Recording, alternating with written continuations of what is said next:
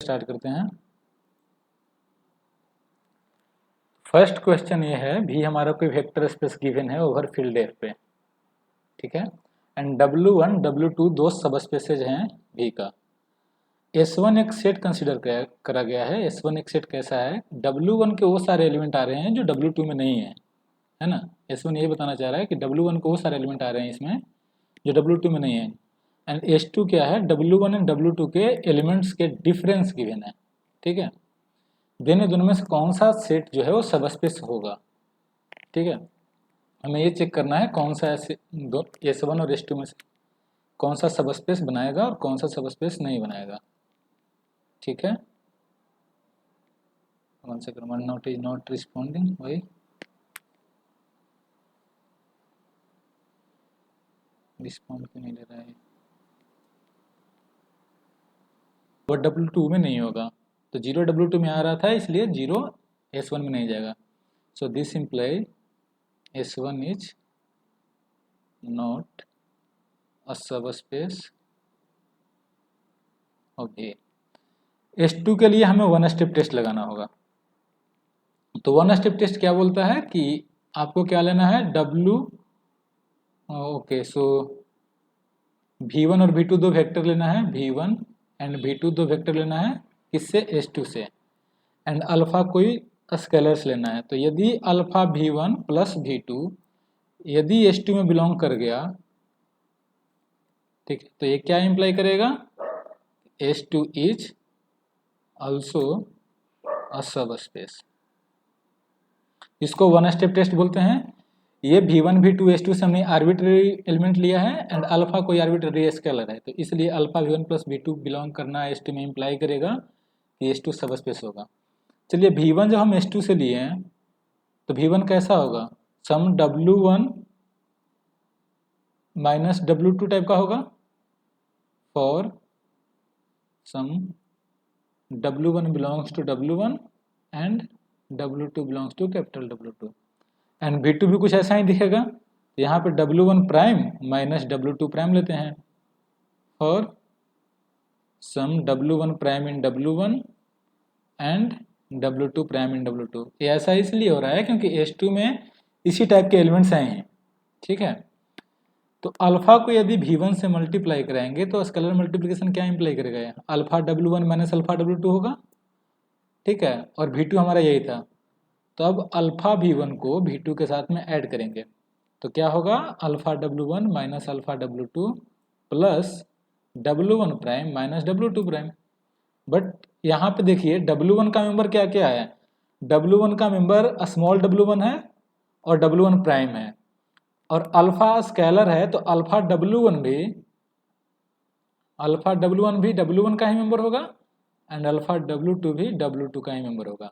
यहाँ पे small W1 member के रूप में यूज कर रहे हैं, कैपिटल W1 कैपिटल W2 जो हो रहा है ये सेट के रूप में यूज कर रहे हैं, सब स्पेस के रूप में, राइट, ठीक है। तो यहाँ पे अब alpha W1 plus W1 prime आने वाला है, राइट, एंड माइनस कॉमन लीजिएगा तो alpha W2 minus W2 prime आएगा।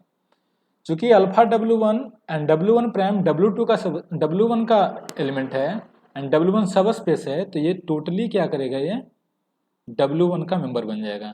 And similarly W2 and W2 prime capital W2 का मेंबर था, तो इसलिए ये भी W2 में बिलोंग करेगा, ठीक है। तो आप इसको क्या करो, W, okay, so this implies alpha V1 plus V2 is equal to some x minus y where x is this element and y is this element such that x belongs to W1 and y belongs to W2। तो ये क्या imply करेगा, S2 का construction देखिए, S2 में वही सारे elements आ रहे हैं जिसमें W1 एंड W2 का डिफरेंस गिवन हो, ठीक है। तो x W1 का मेंबर है एंड y W2 का मेंबर है, so therefore x minus y S2 का मेंबर होगा।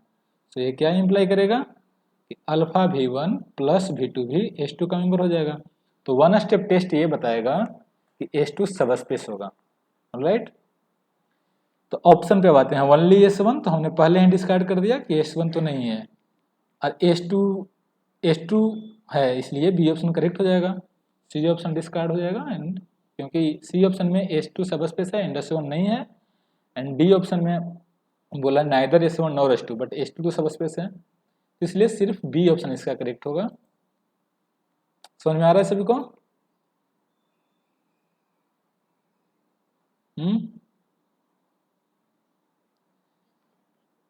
ऑलराइट, तो फर्स्ट क्वेश्चन इस तरीके से सोल्व हुआ। अगर कोई डाउट है तो आप रेज कर सकते हो।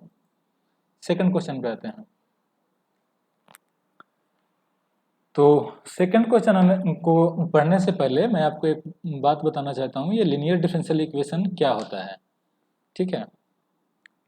तो डिफरेंशियल इक्वेशन आप जब पढ़े होंगे तो linear differential equation second degree का ऐसा ही होता था, y double prime plus P X Y prime plus Q X Y is equal to some R X, where P X Q X and R X कोई continuous function या फिर real valued function हो देते हैं, right. Constant भी हो सकते हैं, ठीक है।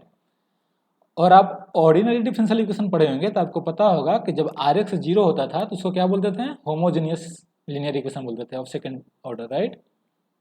एंड यदि आर एक्स नॉन जीरो होता था तो नॉन होमोजेनियस बोलते थे। तो यहाँ पे क्या है, एस कोई सेट ऑफ एस है, set of all solutions of this type of linear differential equation, ठीक है, where P X Q X R X real valued continuous functions है, ठीक है। देन अब एस क्या है, एस को हम थोड़ा सेट वाइज लिखना चाह रहे हैं कि Y such that Y satisfy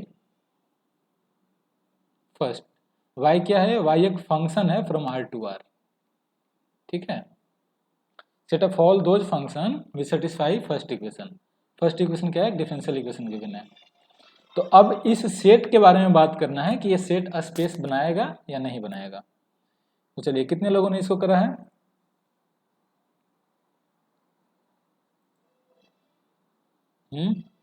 set बना रहा है, एस जो है स्पेस क्रिएट कर रहा है क्या?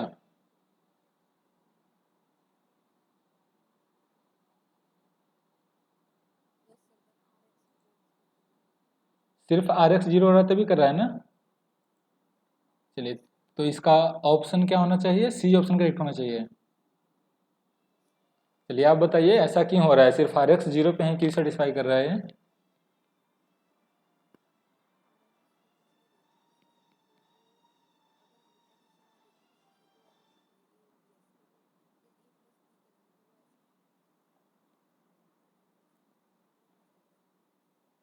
अच्छा, ठीक है। तो मतलब इनका कहना है कि जब आर एक्स जीरो होगा तभी ये सेटिस्फाई होने वाला है, तभी एस वेक्टर स्पेस बनाने वाला है ओवरफिल्ड आर के, ऑलराइट।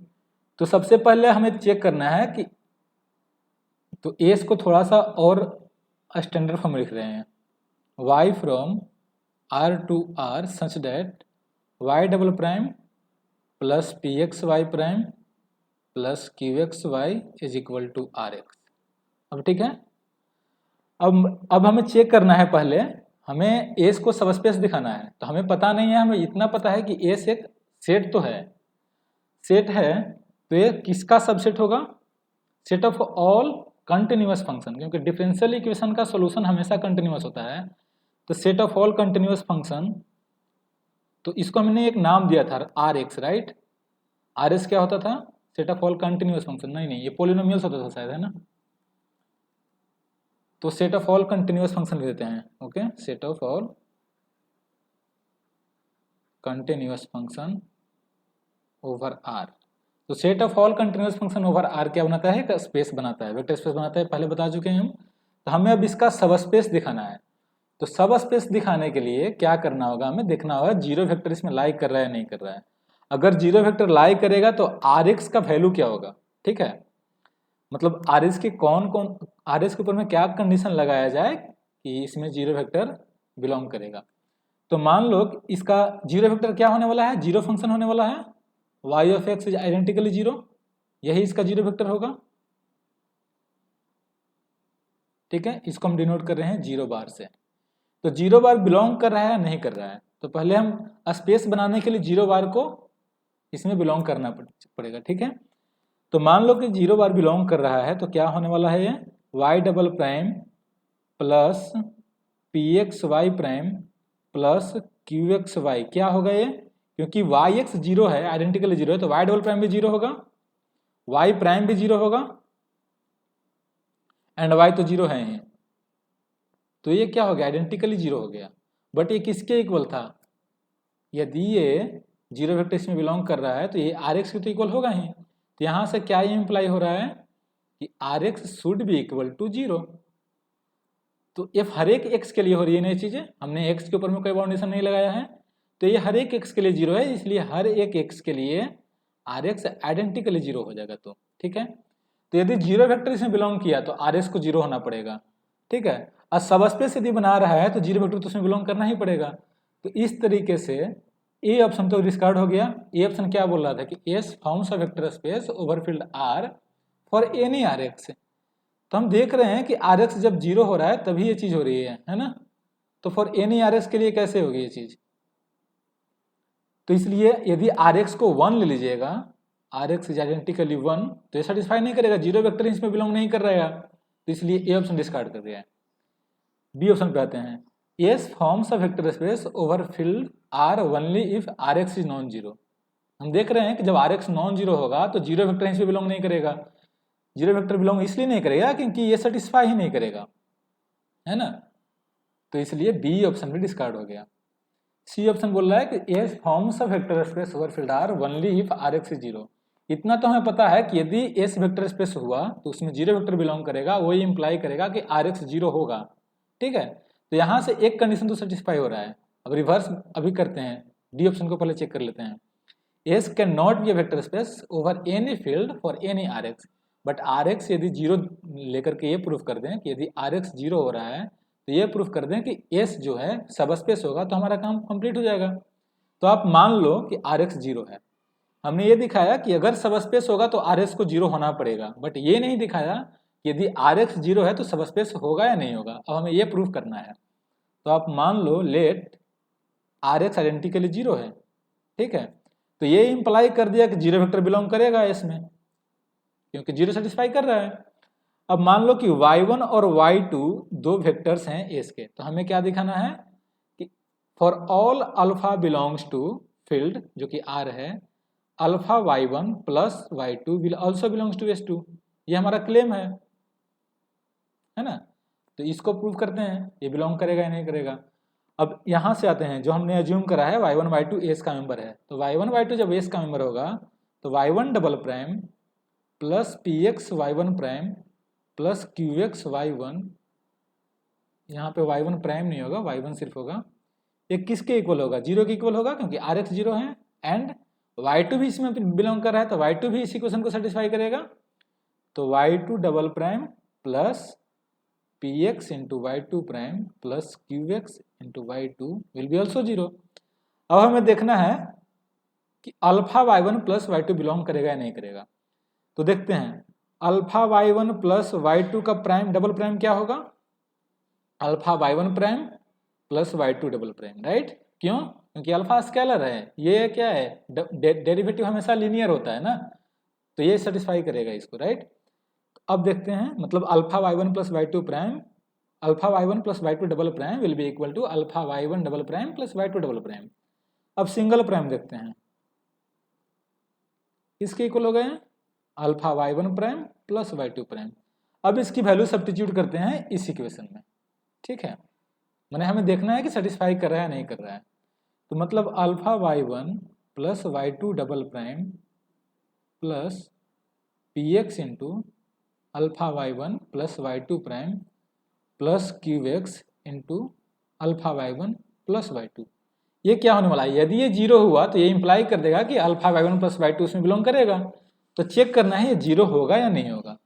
तो हमने इसका वैल्यू कंप्यूट करा था, किसके इक्वल हो रहा था, alpha y1 double prime plus y2 double prime, alright, plus P x, and इसकी वैल्यू यहाँ पे कंप्यूट करी थी, ये क्या होगा, alpha y1 prime plus y2 prime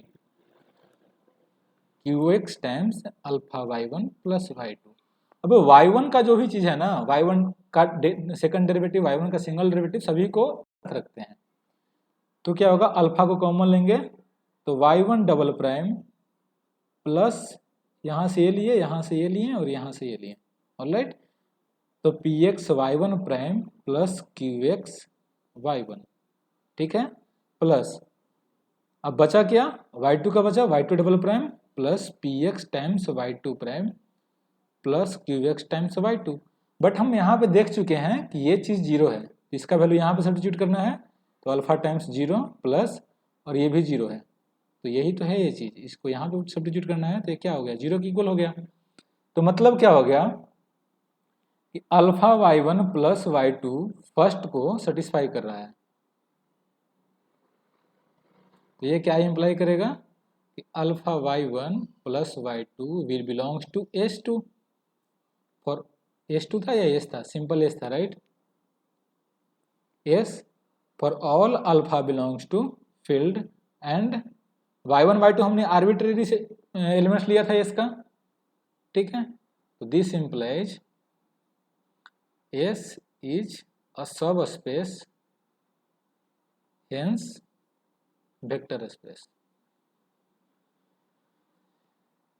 तो यदि वेक्टर स्पेस प्रूफ करना होता तो वेक्टर स्पेस के लिए हमें बहुत सारी चीजें प्रूफ करनी होती। हम इस चीजों को सॉर्ट करने के लिए हमने ये देखा कि ये किसी न किसी स्पेस का सबसेट तो होगा ही, तो सेट ऑफ, क्योंकि किसी भी डिफरेंशियल इक्वेशन का सोल्यूशन हमेशा कंटिन्यूअस होता है। क्यों? क्योंकि वो उस डिफरेंशियल इक्वेशन को सेटिस्फाई कर रहा है, तो डेरिवेबल तो होगा ही, तो डेरिवेबल होगा तो कंटिन्यूअस भी होगा, है ना। तो कंटिन्यूअस होगा तो set of all continuous function भी स्पेस बनाता है। तो हमने ले लिया उसको एज अ बेस स्पेस और बोल सकते हैं पेरेंट स्पेस के रूप में, ठीक है। तो पेरेंट स्पेस हमारा वो हो गया। तो अब ये क्या है, सब स्पेस, इसको दिखाना आसान है वन स्टेप टेस्ट से। तो वन स्टेप टेस्ट से यहाँ से सिंपली हम बता पाए कि ये उसका एलिमेंट होगा, तो डेट्स वाई सब स्पेस होगा राइट। तो सी ऑप्शन यहाँ से हमने पिक कर लिया। कोई डाउट है सी ऑप्शन में किसी को? Any doubt? Alright, so next question पे आते हैं अभी। ऑलराइट, सो नेक्स्ट क्वेश्चन है, V कोई वेक्टर स्पेस गिवन है, W1 कोई नॉन ट्रिवियल सब स्पेस है V का, एंड W2 कॉम्प्लीमेंट है W1 का। कॉम्प्लीमेंट ऑफ अ सब स्पेस बताया गया है लेक्चर में।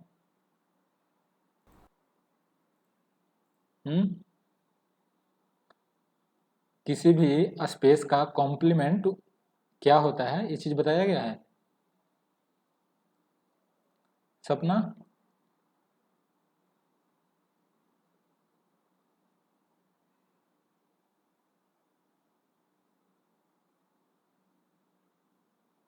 कॉम्प्लीमेंट ऑफ अ सब स्पेस क्या होता है किसी वेक्टर स्पेस में?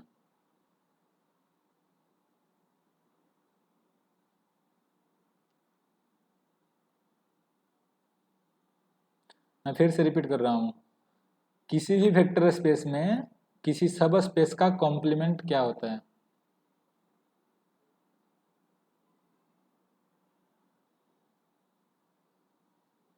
सेट का कॉम्प्लीमेंट तो पता होगा ना, वहां से कुछ आइडिया लीजिए आप।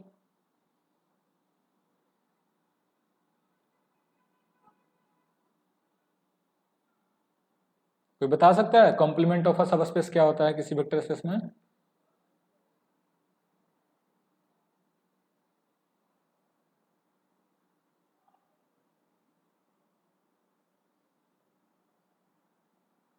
चलिए ठीक है, फिर मैं ही बताता हूं क्या होता है। देखिए, V कोई वेक्टर स्पेस है और W कोई उसका सब स्पेस है। V वेक्टर स्पेस है ओवर फील्ड है। तो W कॉम्प्लीमेंट क्या होता है? W प्लस W प्राइम जो होगा कॉम्प्लीमेंट होगा W का, यदि W direct sum W prime V के इक्वल हो जाए। ठीक है, डायरेक्ट सम तो बताया गया है। तो मतलब क्या हुआ कि एक ऐसा सब स्पेस लीजिए जिसका लिनियर सम V के इक्वल हो जाए और इंटरसेक्शन क्या हो जाए, सिंगलटन जीरो हो जाए। यही होता है। किसी भी सेट में कॉम्प्लीमेंट क्या होता था, यदि एस कोई सेट है और इसका कोई सबसेट लीजिए S1, तो S1 का कॉम्प्लीमेंट क्या होता था एस में? S माइनस S1 होता था। तो S माइनस S1 को यदि आप S2 डिफाइन करो तो S2 का प्रॉपर्टी क्या होता था कि S2 इंटरसेक्शन S1 क्या होना चाहिए, 5 होना चाहिए, एंड S2 यूनियन S1 क्या होना चाहिए, S के इक्वल होना चाहिए। यही होता था ना ये। तो अब यहाँ यूनियन को ना डायरेक्ट सम से रिप्लेस कर दो आप, या फिर लीनियर सम से रिप्लेस कर दो। यदि लीनियर सम, क्योंकि सब स्पेस की बात कर रहे हैं ना, तो यदि लीनियर सम भी के इक्वल हो जाए, और चूंकि इंटरसेक्शन ऑफ अ सब स्पेस हमेशा क्या होता है, ऑलमोस्ट मतलब एटलीस्ट क्या होना चाहिए, ट्रिवियल सब स्पेस तो होना चाहिए, सिंगलटन जीरो, है ना, अगर सब स्पेस है तो ये सिंगलटन जीरो एंड प्लस क्या होना चाहिए, भी होना चाहिए। तो हम बोलते हैं कि डब्ल्यू प्राइम डब्ल्यू का कॉम्प्लीमेंट है भी में। ठीक है, क्लियर हुआ डेफिनेशन कॉम्प्लीमेंट ऑफ अ सब स्पेस का?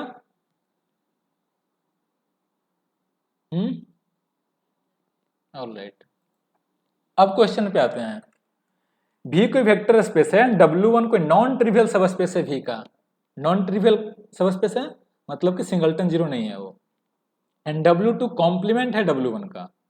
ठीक है, देन क्या होने वाला है, W2 यूनिक होगा, W2 यूनिक होगा यदि W2 ऑर्थोगोनल होगा W1 के। तो ऑर्थोगोनल का सेंस भी हम बताएंगे भी क्या होता है। W1 एंड W2 का लिनियर सम प्रॉपर सब स्पेस होगा भी का, कि W1 यूनियन W2 एक सब स्पेस होगा भी का। क्या होना चाहिए ऑप्शन, जब हमने डेफिनेशन बताया कॉम्प्लीमेंट का, तो इसके अकॉर्डिंग आप बताओ क्या हो सकता है इसका करेक्ट ऑप्शन। चलो करेक्ट अगर नहीं बता पाओगे तो एक दो ऑप्शन डिस्कार्ड करने के लिए बताओ, कौन सा ऑप्शन डिस्कार्ड होगा। डी डिस्कार्ड हो जाएगा, है ना। चलिए डी कैसे डिस्कार्ड हुआ।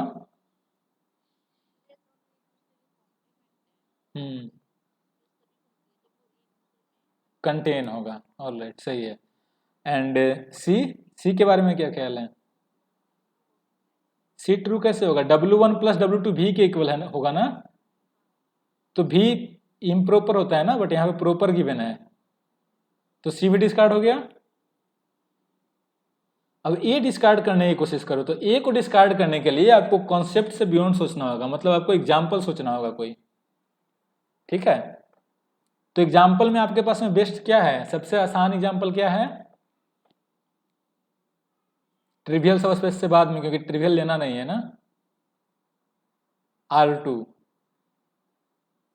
है ना।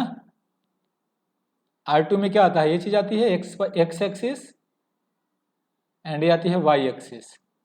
तो हमने ये चीज बताया है कि एक्स एक्सिस और वाई एक्सिस दोनों सब स्पेस बनाते हैं R2 के, है ना। ठीक है, तो आप करो ऐसा कि एक बार क्या लो, R2 को लिखो, तो इसको लेते हैं एक्स एक्सिस को W1 लेते हैं, ठीक है, एंड वाई एक्सिस को W2 लेते हैं। तो W1 नॉन ट्रिवियल सब स्पेस है, तो R2 को लिखते हैं एक बार W1 प्लस W2 में। In fact W1 direct sum W2 में आएगा, क्योंकि यहाँ पे क्या है देख सकते हो, सिर्फ और सिर्फ ऑरिजिन पे इंटरसेक्ट कर रहे हैं, है ना। एंड एक और सब स्पेस आप बनाओ W2, ठीक है, एक और हमको सब स्पेस बताना है कि ताकि ये R2 को, R2 हम उल्टा लिख रहे हैं ना, बेस में नहीं होता है ऊपर में होता है, ताकि हम R2 को W1 एंड W2 के डायरेक्ट सम में लिख पाए। तो एक अदर देन वाई एक्सिस को एग्जाम्पल आप दो तो हम डिस्कार्ड कर पाएंगे। ठीक है, तो आपको क्या देना है, अदर देन वाई एक्सिस का मतलब क्या हुआ कि एक ऐसा सब स्पेस देना है जो वाई एक्सिस के इक्वल नहीं है एंड एक्स एक्सिस के भी इक्वल नहीं है, वन डायमेंशनल सब स्पेस। तो आपको मैं बताया हुआ हूं कि R2 में एक कोई भी सब स्पेस जो होगा वो ऑरिजिन से तो पास करेगा ही, अगर ऑरिजिन से पास करने वाला कोई लाइन ले लो तो डेफिनेटली वो सब स्पेस बनाता था।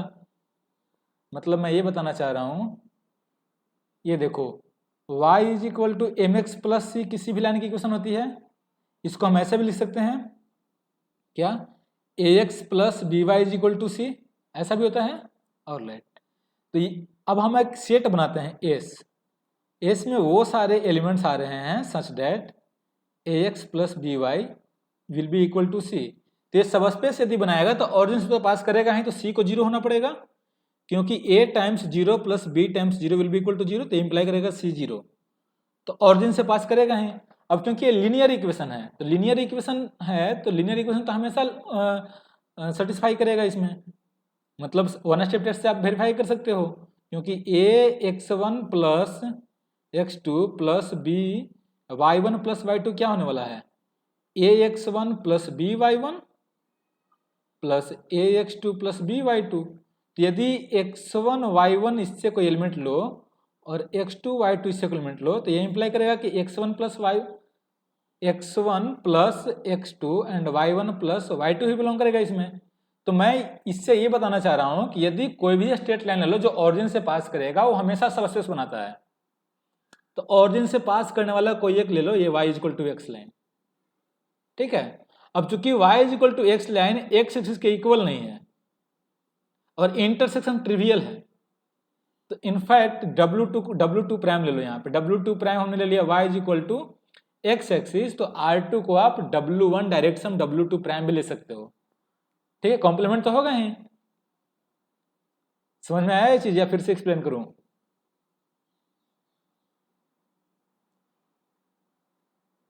एक बार क्वेश्चन पे आते हैं। क्वेश्चन क्या कह रहा है, हमें ए ऑप्शन के लिए काम करना है, W2 यूनिक होगा या नहीं होगा। तो हम क्या देख रहे हैं कि V को हम W1 direct sum W2 and W1 direct sum W2 prime में लिख पाए, जहां पे W2 प्राइम के इक्वल नहीं है।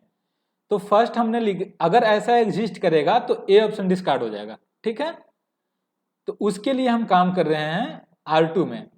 R2 एक वेक्टर स्पेस होता है जिसमें एक बार हमने W1 लिया एक्स एक्सिस, W1 को हमने फिक्स कर दिया एक्स एक्सिस। एक्स एक्सिस क्या है, नॉन ट्रिवियल सबस्पेस है R2 का। तो एक केस में लेते हैं W2 y एक्सिस लेते हैं, एंड एक केस में लेते हैं W2 y equal to x line. तो आपको सिर्फ इतना दिखाना है कि y equal to x line जो है वो क्या होगा एक्चुअल में। W2 प्राइम जो हमने डिफाइन करा है वो क्या है, x such that x belongs to r, यही तो है y equal to x line. y component और x कंपोनेंट दोनों सेम है, यही लाइन है। आप देख सकते हो कि ये सबस्पेस बना रहा है। इनफैक्ट यदि लीनियर स्पैन आप पढ़ लिए हो तो ये 1 1 से स्पैन हो रहा है, लीनियर स्पैन ऑफ 1 1 है ये, ठीक है। मतलब 1 1 इसका बेसिस बनने वाला है और इसका डायमेंशन भी 1 ही होने वाला है, अगर डायमेंशन आपका क्लियर है तो। अदरवाइज बस इतना समझ लीजिए कि W2 प्राइम सबस्पेस है, इसको आप चेक कर सकते हो 2 स्टेप टेस्ट से या 1 स्टेप टेस्ट से, चेक इट, ठीक है। एंड W2 प्राइम W1 क्या होने वाला है, अब देखिए इसमें अगर ज्योमेट्रिकली अगर आप देखो तो y equal to x line X इसको सिर्फ और सिर्फ ऑरिजिन पे ही कट कर रहा है ना। तो इसलिए इसके इंटरसेक्शन भी ट्रिवियल ही होने वाला है। अब आपको सिर्फ इतना दिखाना है कि R2 को W1 सम W2 प्राइम में लिख सकते हो आप। तो आप क्या करो कि XY कोई वेक्टर लो R2 का, आपको क्या दिखाना है कि XY कैन बी रिटन है some alpha times 1 0 plus beta times 1 1, यही दिखाना है। तो इसके लिए तो क्या हो रहा है, देखिए alpha plus beta is equal to Y and alpha plus beta is equal to X not Y and beta is equal to Y. तो आप ऐसा करो कि एक्स वाई को आप देखो कैसे लिख पा रहे हो। अल्फा की वैल्यू क्या होने वाली है, X minus Y times 1 0 plus Y times 1 1। 1 0 जो है ये रिप्रेजेंट कर रहा है एक्स एक्सिस को, जिसमें एक्स कोऑर्डिनेट जो है सिर्फ वेरी करेगा, वाई कोऑर्डिनेट 0 है। एंड 1 1 रिप्रेजेंट कर रहा है y equal to x line को। इसका मतलब क्या है कि आप 1 1 का मतलब क्या है कि y से अगर आप 1 1 में आप मल्टीप्लाई करोगे तो y ही आने वाला है। तो इसका मतलब ये हो रहा है कि ये y equal to x line ही है, क्योंकि first coordinate and second coordinate दोनों सेम ही होने वाले हैं। तो ये यही रिप्रेजेंट कर रहा है y equal to x line को। आप इसको ऐड करोगे तो आपको पता चलेगा कि एक्चुअल में एक्स वाई ही है, ठीक है। तो इसका मतलब क्या है कि R2 के किसी भी वेक्टर को W1 के वेक्टर एंड W2 प्राइम के वेक्टर के सम में लिख पा रहे हो आप। ये जो है x 1 0 मतलब x माइनस वाई तो फील्ड का मेंबर है, तो ये W1 का मेंबर होगा एंड y टाइम्स 1 1 W2 का मेंबर होगा, W2 प्राइम का मेंबर होगा। तो इसका मतलब क्या होगा कि R2 के किसी वेक्टर को W1 एंड W2 प्राइम के वेक्टर के सम में लिख पा रहे हैं। तो मतलब इसका यही हो गया कि R2 को W1 लिनियर सम W2 प्राइम में लिख पा रहे हो आप। एंड सिमिलरली आपने ये भी देखा कि W2 prime intersection W1 trivial है। इसका मतलब क्या हुआ कि R2 को आप लिख पा रहे हो W1 direct sum W2 prime में, जहां पे W2 प्राइम के इक्वल नहीं है। आप देख सकते हो y axis y equal to x line के इक्वल नहीं होता है। इनफैक्ट एक ही बार कट करता है सिर्फ ऑरिजिन पे, मतलब ऑरिजिन ही सिर्फ कॉमन आता है, तो इक्वल तो होने से रहा। तो W2 यूनिक नहीं होगा। चलिए मैं पूछता हूं, ये चीज क्लियर हुई है अभी?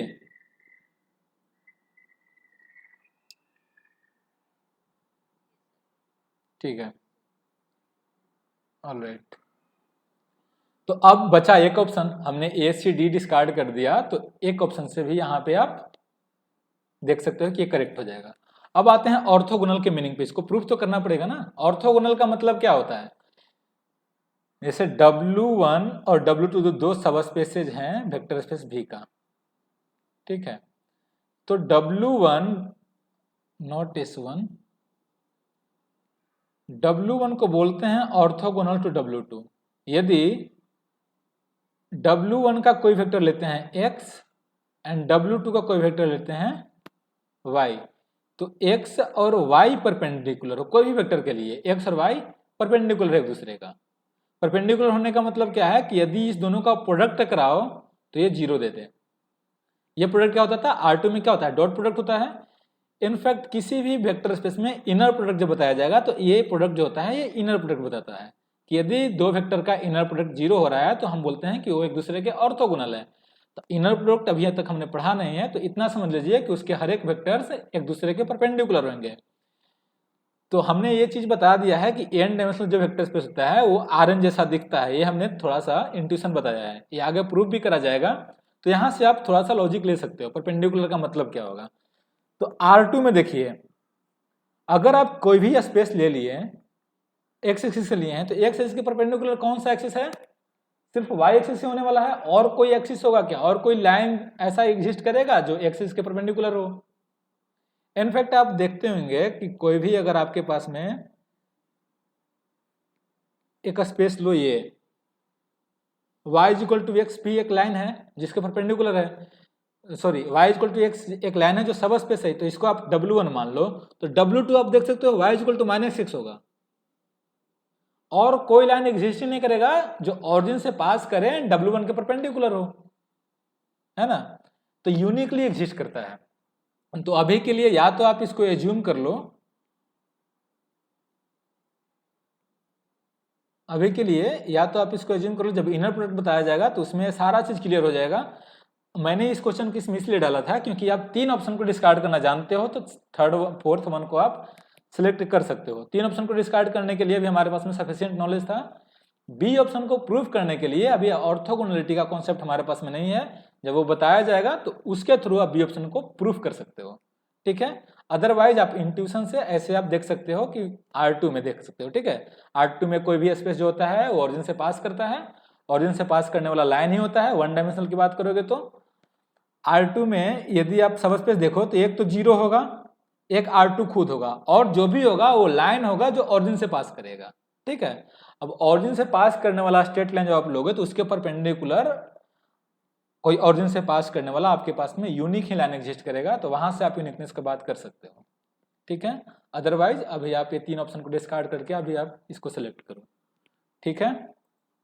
कोई डाउट इस क्वेश्चन में?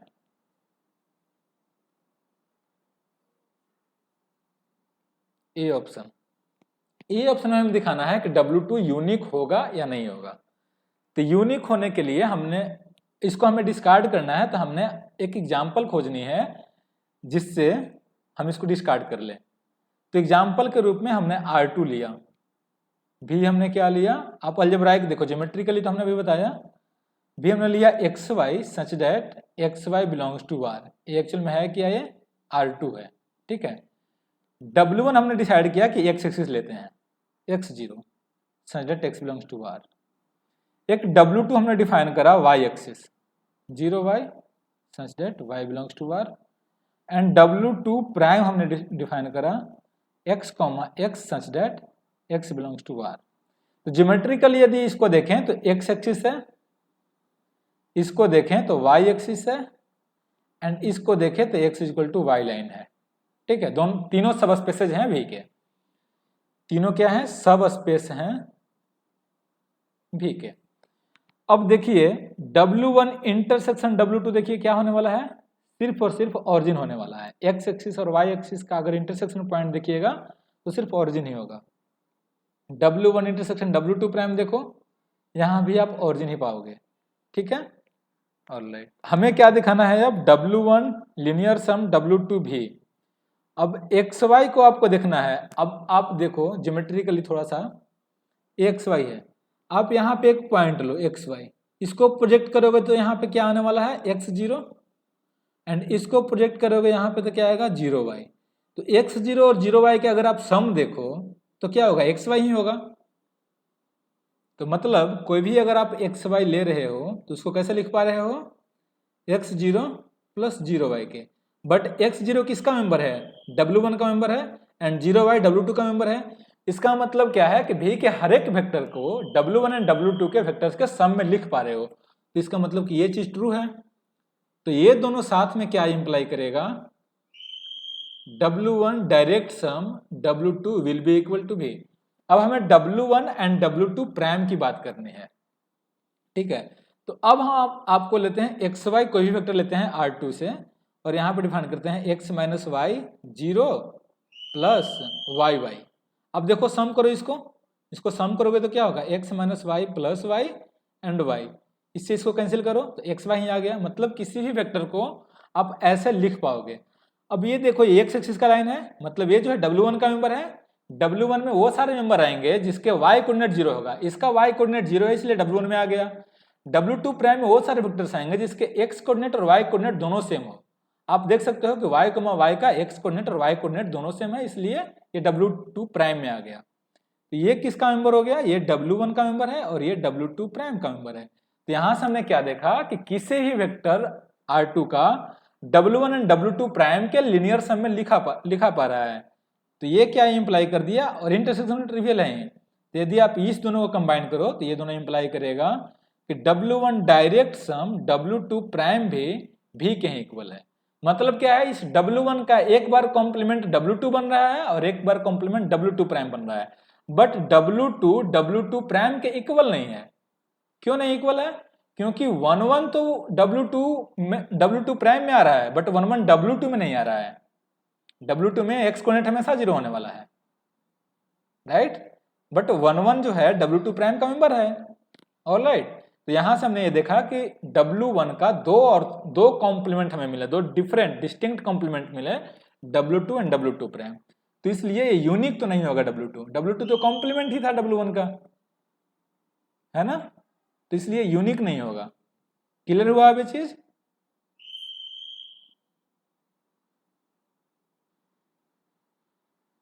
ऑलराइट, तो अभी आते हैं नेक्स्ट क्वेश्चन पे, फोर्थ क्वेश्चन। चलिए फोर्थ क्वेश्चन आपने ट्राई करा है।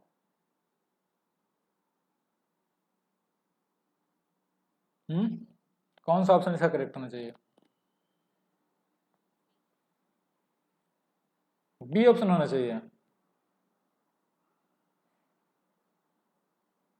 एनीवन एल्स जिनको लगता है कि बी ऑप्शन करेक्ट होगा।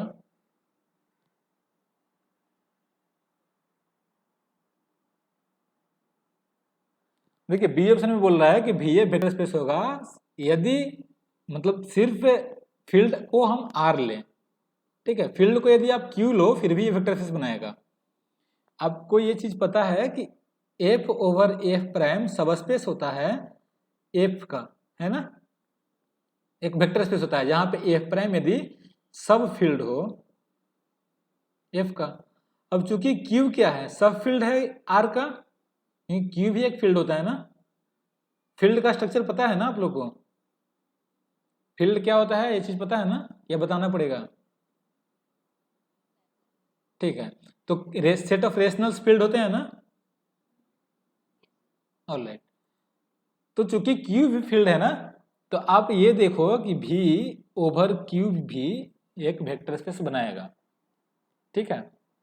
क्यों, क्योंकि अब देखिए ये जो है आर के हर एक मेंबर, आर के हर एक चीज के लिए सेटिस्फाई हो रहा है। तो क्यू के लिए तो हर एक चीज के लिए सेटिस्फाई करेगा ना, ये समझ रहे हो आप। आर के हर एक एलिमेंट के लिए भी वेक्टर स्पेस बना रहा है, तो क्यू के लिए हर एक एलिमेंट के लिए वेक्टर स्पेस का प्रॉपर्टी सेटिस्फाई करेगा, तो इसलिए बनाएगा। वैसे हम चेक करेंगे भी, ठीक है। तो हम अभी क्वेश्चन पे आते हैं। भी जो है सेट ऑफ ऑल सीक्वेंसेज है, रियल सीक्वेंसेज, ठीक है। तो हमें देखना है भी एफ वेक्टर स्पेस है या नहीं है। भी F is a vector space over any field F, ठीक है। तो यदि आप एफ को कॉम्प्लेक्स मान लो, कॉम्प्लेक्स फील्ड होता है, ठीक है।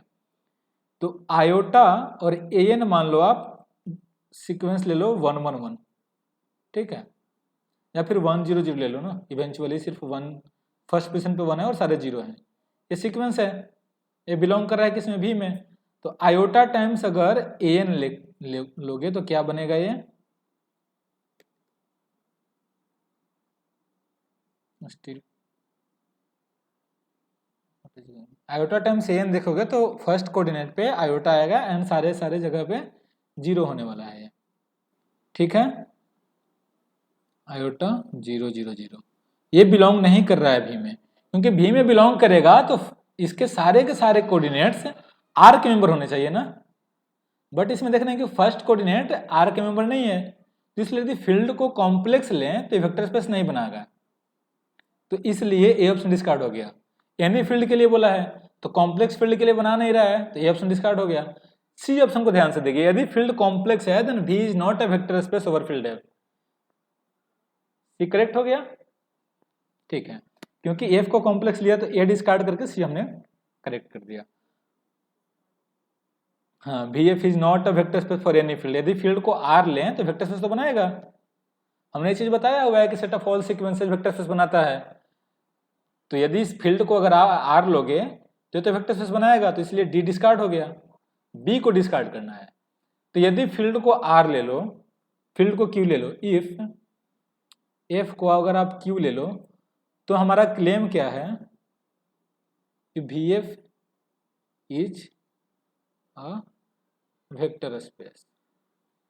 कैसे दिखाएंगे, वेक्टर स्पेस के सारे प्रॉपर्टीज आपको सेटिस्फाई कराना पड़ेगा। तो आप ये देखो कि for all X belongs to R भी मेक्स अ वेक्टर स्पेस, ये चीज पता है ना। चलिए इसके बावजूद हम एक चीज और बता रहे हैं आपको कि V ओवर F अगर कोई वेक्टर स्पेस है और F ओवर F प्राइम कोई अनदर वेक्टर स्पेस है, तो V ओवर F को अगर F ओवर F प्राइम से इस तरीके से ऑपरेट कराएं ताकि ये V ओवर F प्राइम हो जाए, तो ये भी एक वेक्टर स्पेस बनाता है। तो एक चीज आप ये नोट कर लीजिए कि यदि V ओवर F कोई वेक्टर स्पेस है जहां पे F फील्ड है और F प्राइम एक अनदर फील्ड है such that F over F prime एक वेक्टर स्पेस है, तो V ओवर F प्राइम भी एक वेक्टर स्पेस बनाता है। अब देखिए V ओवर R एक वेक्टर स्पेस था और R ओवर Q एक वेक्टर स्पेस होता है, क्योंकि Q सब फील्ड है R का। तो अगर आप इन दोनों को कंपोजिशन कराओ, एक स्पेशल टाइप ऑफ कंपोजिशन होता है, तो ये क्या होगा, ये V ओवर Q बनेगा, ये मतलब डिफाइन ही होता है ये ऐसा V ओवर Q से, ठीक है। तो ये भी एक वेक्टर स्पेस बनाएगा यदि इस रूल को हम एज्यूम कर ले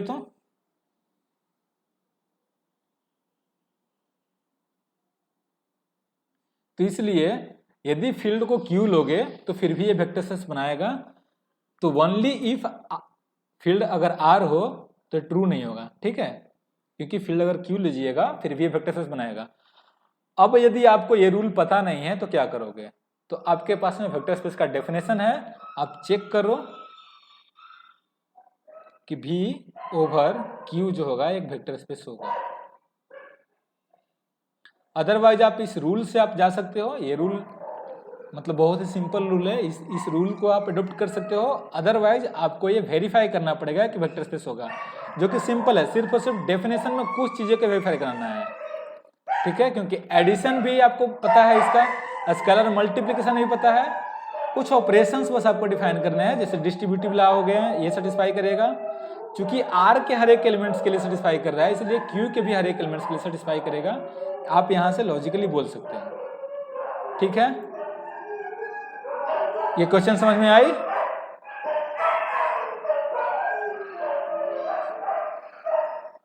dog sir barking. Alright, so next question पे आते हैं। फिफ्थ क्वेश्चन आ गया डायरेक्ट। एफ कोई फील्ड है और एफ प्राइम कोई सब फील्ड है, देन क्या होने वाला है, F over F prime vector space होगा, F prime over F vector space होगा, क्या होने वाला है इसका बताइए जरा, कौन सा ऑप्शन करेक्ट होगा?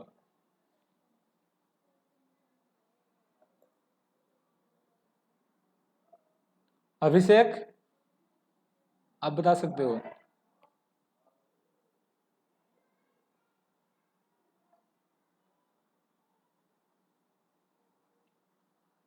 सपना,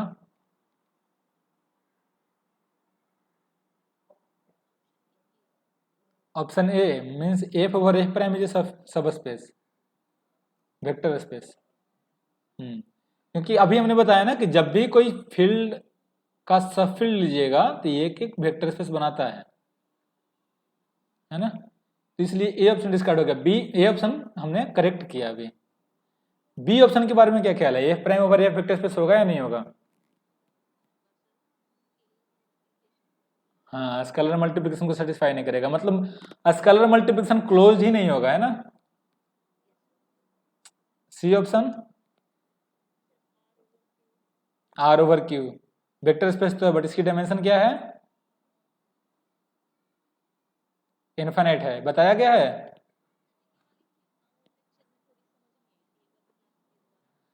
देखिए हमें दिखाना है कि आर ओवर क्यू जो है इनफाइनाइट डायमेंशनल वेक्टर स्पेस है। तो आपको यदि हम ये दिखा दें कि इसके पास में एक इनफाइनाइट लिनियरली इंडिपेंडेंट सबसेट है तो काम हो जाएगा,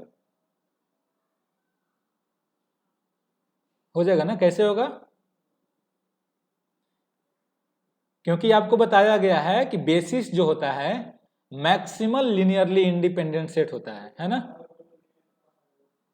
तो यदि इसके पास में कोई लिनियरली इंडिपेंडेंट सेट ऐसा दिखा दे जो इनफाइनाइट है तो बेसिस भी इनफाइनाइट ही आने वाला है, इनफाइनाइट कार्डिनलिटी का ही आने वाला है। मैक्सिमल लिनियरली इंडिपेंडेंट सबसेट का मतलब यही हुआ है ना कि कोई भी अगर लिनियरली इंडिपेंडेंट सबसेट लोगे तो उसकी कार्डिनलिटी, जितनी कार्डिनलिटी उसकी है बेसिस की कार्डिनलिटी है उससे छोटी ही होने वाली होगी, एट मोस्ट इक्वल हो सकती है। यही हुई ना मैक्सिमल लिनियरली इंडिपेंडेंट सबसेट का मतलब। ठीक है, अब देखो आपको हम एक सेट देते हैं इस root P such that P is prime.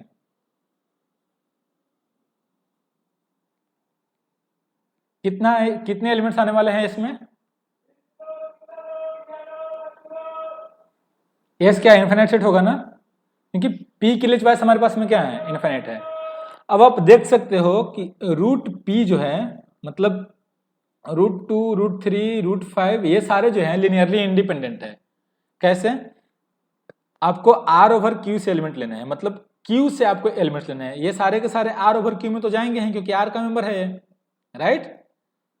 अब आपको क्यू से स्केलर लेना है, तो मान लो a1 times √2 plus a2 times √3 plus a3 times √5। In fact AP times √5 ले लीजिए, है ना, रूट पी यहाँ पे पी प्राइम है। अगर आप इसको जीरो करोगे, जीरो होगा क्या? सारे के सारे पॉजिटिव हमने लिया है, ये जीरो होगा क्या? क्योंकि आप देख सकते हो √2 है, यहाँ पे √3 है। √2 को आप कभी भी √3 के रूप में एक्सप्रेस नहीं कर सकते हो ना। समझ में आ रही है चीज? ये इंप्लाई करेगा कि a1 a2 इनफैक्ट AP को जीरो होना पड़ेगा, सारे के सारे स्केलर्स को जीरो होना पड़ेगा। या फिर ऐसे आप कह सकते हो कि अगर आपके पास में कोई प्राइम है ना, उसका स्क्वायर रूट किसी और प्राइम के स्क्वायर रूट के कॉम्बिनेशन में नहीं लिखा जा सकता है। लिख सकते हो क्या आप?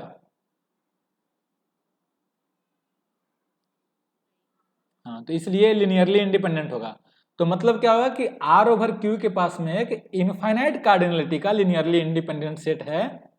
इसका मतलब क्या हुआ, इसके बेसिस में इनफाइनाइट एलिमेंट्स से अधिक, तो इनफाइनाइट से अधिक क्या होगा, इनफाइनाइट ही होगा ना।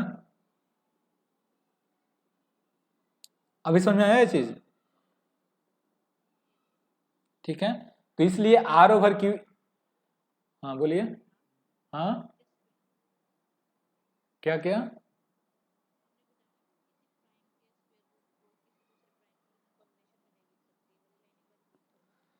हाँ मैं ये बोल रहा हूं, देखो आप 1 बाय 1 चेक करो। √2 को आप अल्फा टाइम्स √3 लिख सकते हो, सम अल्फा बिलोंग्स टू क्यू।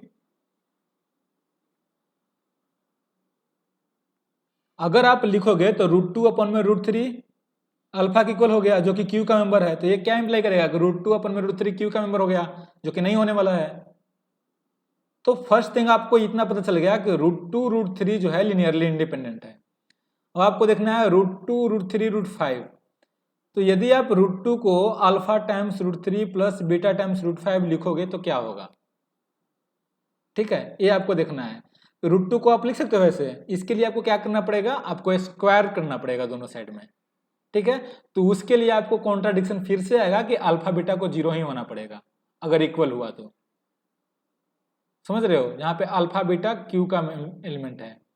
तो सिंपल चीज ये है कि किसी भी प्राइम को, कोई भी प्राइम है, मान लो P1 P2 Pn प्राइम है जो कि P के इक्वल नहीं है, तो इसको आप alpha times square root of P1, alpha 1 times, alpha 2 times square root of P2, alpha n times square root of Pn के रूप में नहीं लिख सकते हो, where alpha i belongs to Q। समझ रहे हो आप, मैं ये बताना चाह रहा हूं। तो डेट्स वाई हर एक सेट ऑफ ऑल प्राइम्स का स्क्वायर रूट लीजिएगा तो हमेशा लिनियरली इंडिपेंडेंट होगा। तो इसके पास में एक इनफाइनाइट कार्डिनलिटी का लिनियरली इंडिपेंडेंट सेट हमको मिल गया, तो इसका मतलब कि बेसिस की भी कार्डिनलिटी इनफाइनाइट ही होगी। तो डेट्स वाई इसकी डायमेंशन क्या होगा, इनफाइनाइट होगा। तो सी ऑप्शन डिस्कार्ड हो गया। एफ ओवर एफ हमेशा वन डायमेंशनल का वेक्टर स्पेस होता है, बताया गया है ना। फील्ड का यूनिटी से स्पैन हो जाएगा ये, ठीक है। तो इसलिए डी भी ऑप्शन भी डिस्कार्ड हो गया, क्योंकि इसका बोल रहा है कि डायमेंशन ग्रेटर देन 1, एग्जैक्टली 1 होगा इसका डायमेंशन। इसका बेसिस क्या होगा, फील्ड का यूनिटी जो होता है 1, इसका वेक्टर नहीं होगा। क्लियर है ये चीज।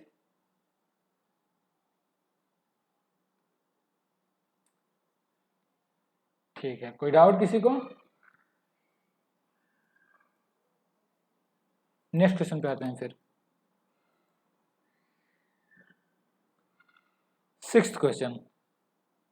सो 6th क्वेश्चन में है सेट ऑफ ऑल सीक्वेंसेज जो है वेक्टर स्पेस है over field R and W1 W2 W3, यहाँ पे W4 होना चाहिए ना। ये 4 सबसेट दिए हुए हैं V के, तो दिखाना है कि क्या ये सबस्पेस होगा या नहीं होगा। देखना है कौन सा सबस्पेस होगा, कौन सा सबस्पेस नहीं होगा। तो बताइए ये सबस्पेस होगा, क्यों।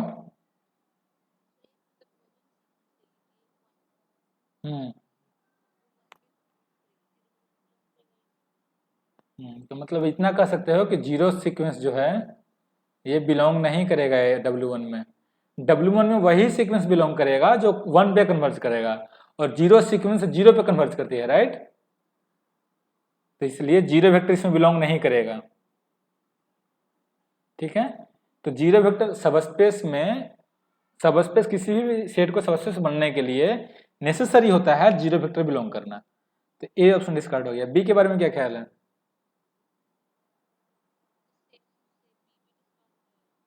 किससे, तो बताओ आप। जीरो वेक्टर तो इसमें बिलोंग करेगा ना, जीरो वेक्टर के पास में लिमिट पॉइंट है ना, 0 ही है।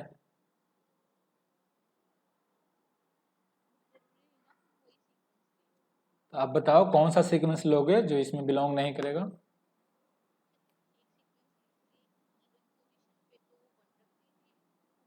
अच्छा EI लेना चाहते हैं आप,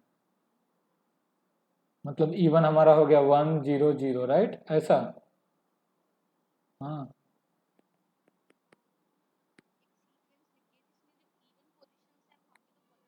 अच्छा, इवन पोजीशन बोल रहे हो आप। ओके, इवन पोजीशन पे 1 लिख दिया, ऑड पोजीशन पे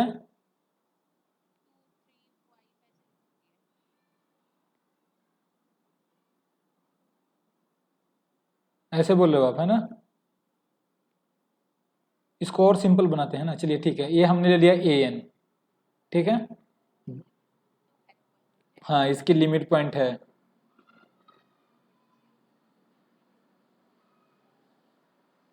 जीरो वेक्टर बिलोंग करेगा ना W2 में, वो W2 में वो सारे सीक्वेंसेज आने वाले हैं जिसके पास में लिमिट पॉइंट है।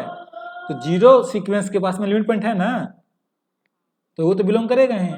W2 का कंस्ट्रक्शन क्या है, वो सारे सीक्वेंसेज आ रहे हैं जो रियल भी है और उसके पास में लिमिट पॉइंट भी है। तो जीरो सीक्वेंस रियल सीक्वेंस भी है और उसके पास में लिमिट पॉइंट भी है। समझ रहे हो आप। तो जीरो वेक्टर बिलोंग करेगा। आपको क्या दिखाना होगा, आपने एक AN ले लिया और BN एक और सीक्वेंस बताओ, ताकि दोनों को सम करें तो उसमें बिलोंग नहीं करे, मतलब उसके पास में लिमिट पॉइंट ना हो। AN आपने एक सीक्वेंस दिया जिसके पास में लिमिट पॉइंट है, एक अनदर सीक्वेंस दो BN जिसके पास में लिमिट पॉइंट हो, बट दोनों का जब सम करे ना तो उसके पास में लिमिट पॉइंट ना हो। क्या ऐसा सीक्वेंस एग्जिस्ट करेगा? चलो मैंने एक आइडिया दिया, आपने an लिया जिसमें इवन पोजीशन पे 1 लिया और ऑड पोजीशन पे आपने 2 3 4 5 6 7 ऐसे लेना शुरू कर दिया, ठीक है। अब आप कन्वर्स कर दो, अब आप इवन पोजीशन पे 2 3 7 4 5 लिखना शुरू कर दो और ऑड पोजीशन पे हमेशा 1 लिखो, तो क्या होने वाला है देखो जरा, 1 2 1 3 1 4। ये दोनों को, इसके पास में लिमिट पॉइंट है, bn के पास में भी लिमिट पॉइंट है। अब दोनों को ऐड करो जरा, 3 3 4 4 5 5 6 6 7 7 8 8 ऐसे जाएगा। मतलब कोई भी नंबर एटमोस्ट एग्जैक्टली 2 बार आ रहा है ना, कोई भी अगर नंबर लें जो 3 से बड़ा हो एग्जैक्टली 2 बार आ रहा है, तो इसके पास में लिमिट पॉइंट है। लिमिट पॉइंट होने के लिए इन्फिनिटली मेनी टाइम्स आना चाहिए, तो ये बिलोंग नहीं करेगा ना W1 में, W2 में, सॉरी। समझ में आया चीज? आपने हमें an दिया, आपके कोरस्पॉन्डिंग, आपके an के कोरस्पॉन्डिंग हमने एक bn दिया, ताकि दोनों का सम W2 में बिलोंग नहीं कर रहा है, तो इसलिए सब स्पेस होगा ये? नहीं होगा ना। कौन सा रूल फेल कर रहा है? एडिशन वाला, ठीक है। W3 के बारे में बताइए।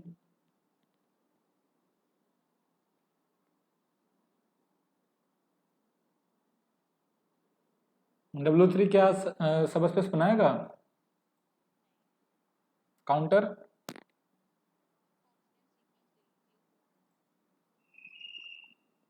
ठीक है, कांस्टेंट सीक्वेंस लेते हैं 2, फिर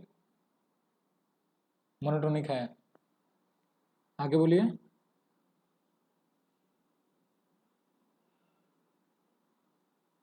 W3 के कंस्ट्रक्शन में क्या है, W3 में वो सारे सीक्वेंसेज आने वाले हैं जो मोनोटोनिक है।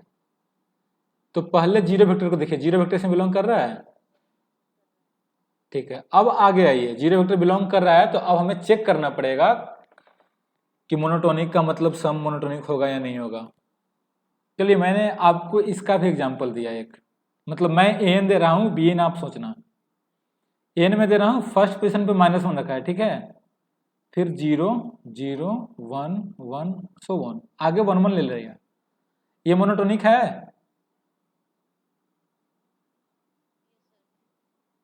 है ना? ठीक है। bn आप बताओ, bn आप ऐसा बताओ ताकि an प्लस bn मोनोटोनिक नहीं हो। तो आप कंस्ट्रक्ट करो थोड़ा सा, मतलब bn अगर an प्लस bn मोनोटोनिक नहीं है, तो मतलब सम करेंगे तो ऐसा आना चाहिए कि सम सम सम सम ऐसा मतलब होना चाहिए कि -1 0 1 ऐसा कुछ, है ना? मतलब मोनोटोनिक नहीं हो तो मतलब कुछ ऐसा ही दिखेगा, समझ रहे हो आप? तो आपको क्या करना है, an प्लस bn एक सीक्वेंस लो जो मोनोटोनिक नहीं है। तो मैं ले रहा हूं क्या, 0 1 -1 0 0 0, ये सीक्वेंस मोनोटोनिक है an प्लस bn। अब bn चूज करो, bn क्या होने वाला है, यहाँ पे -1 है, यहाँ पे 0 आने के लिए यहाँ पे प्लस करना पड़ेगा, 1 आने के लिए यहाँ पे 1 करना पड़ेगा, -1 आने के लिए -1 करना पड़ेगा, इधर 0 आने के लिए सो -1 आएगा। ये मोनोटोनिक है bn। ये मोनोटोनिक, an मोनोटोनिकली इंक्रीजिंग है, bn मोनोटोनिकली डिक्रीजिंग है। bn मोनोटोनिक है ना?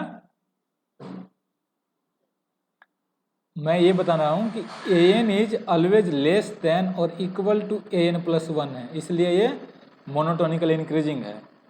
bn is always greater than और इक्वल टू है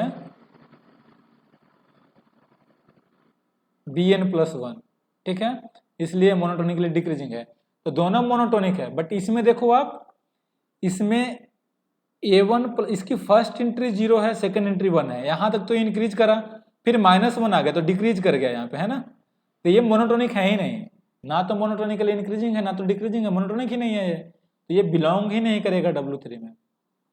तो मैंने एक सीक्वेंस मोनोटोनिक लिया और एक नॉन मोनोटोनिक सीक्वेंस लिया, उसके हेल्प से bn कंस्ट्रक्ट लिया जो मोनोटोनिक है, जो बिलोंग कर रहा है, but an plus bn belong नहीं कर रहा है। तो ये आइडिया आपके माइंड में होना चाहिए चेक करने के लिए, ठीक है। तो यहां से क्या पता चला ये कि थर्ड वन भी जो है एडिशन के लिए क्लोज्ड नहीं है। एडिशन के लिए क्लोज नहीं होने का मतलब क्या है कि दो मोनोटोनिक सीक्वेंस का सम मोनोटोनिक नहीं हो रहा है, तो इसलिए सी ऑप्शन में डिस्कार्ड हो गया। बचा डी, तो डी को आप करेक्ट कर सकते हो, अदरवाइज आपको प्रूफ करना है। तो इवेंचुअली कांस्टेंट टर्म आया है यहाँ पे। इवेंचुअली कांस्टेंट का मतलब क्या होता है बताओ जरा। किसी भी सीक्वेंस को इवेंचुअली कांस्टेंट कब बोलते हैं? फाइनाइट टर्म के बाद सारे टर्म्स रिपीट करना शुरू कर दें, है ना। ठीक है, तो अब आपको दिखाना है कि ये सबस्पेस होगा, तो उसके लिए आपको 1 स्टेप टेस्ट लगाना होगा या 2 स्टेप टेस्ट। तो पहले ये देखो इसमें जीरो वेक्टर बिलोंग कर रहा है या नहीं। तो इवेंचुअली कांस्टेंट, अगर कोई भी कांस्टेंट सीक्वेंस अपने पास में है तो डेफिनेटली इवेंचुअली कांस्टेंट होगा। तो जीरो सीक्वेंस क्या होता है? कांस्टेंट सीक्वेंस होता है। तो जीरो सीक्वेंस इवेंचुअली कांस्टेंट होगा। तो ये क्या इंप्लाई किया कि जीरो वेक्टर जो होगा, जो डिफाइन कैसे होता है, 0 0 0, मतलब सारे के सारे टर्म्स जीरो हैं, तो ये बिलोंग कर गया W4 में। तो जीरो वेक्टर बिलोंग कर रहा है। अब हमें दिखाना होगा कि sum of two eventually constant sequence is also eventually constant, and यदि किसी इवेंचुअली कांस्टेंट के साथ में, इवेंचुअली कांस्टेंट सीक्वेंस के साथ में किसी रियल नंबर को, रियल वेक्टर है तो रियल नंबर को अगर मल्टीप्लाई करेंगे तो वो भी इवेंचुअली कांस्टेंट होना चाहिए। हमें ये दो चीज दिखानी होगी। उसके लिए आप देखो, let an and bn, alright, an bn belongs to W4. तो an bn belongs to W4. This implies an will be equal to, so an will be also eventually constant and bn will be also eventually constant. This implies there exist n1 and n2 belongs to natural number such that an will be equal to a and bn will be equal to b for all n greater than or equal to n1 and सो यहाँ पे m लिखते हैं, ठीक है, and m greater than और equal to n2।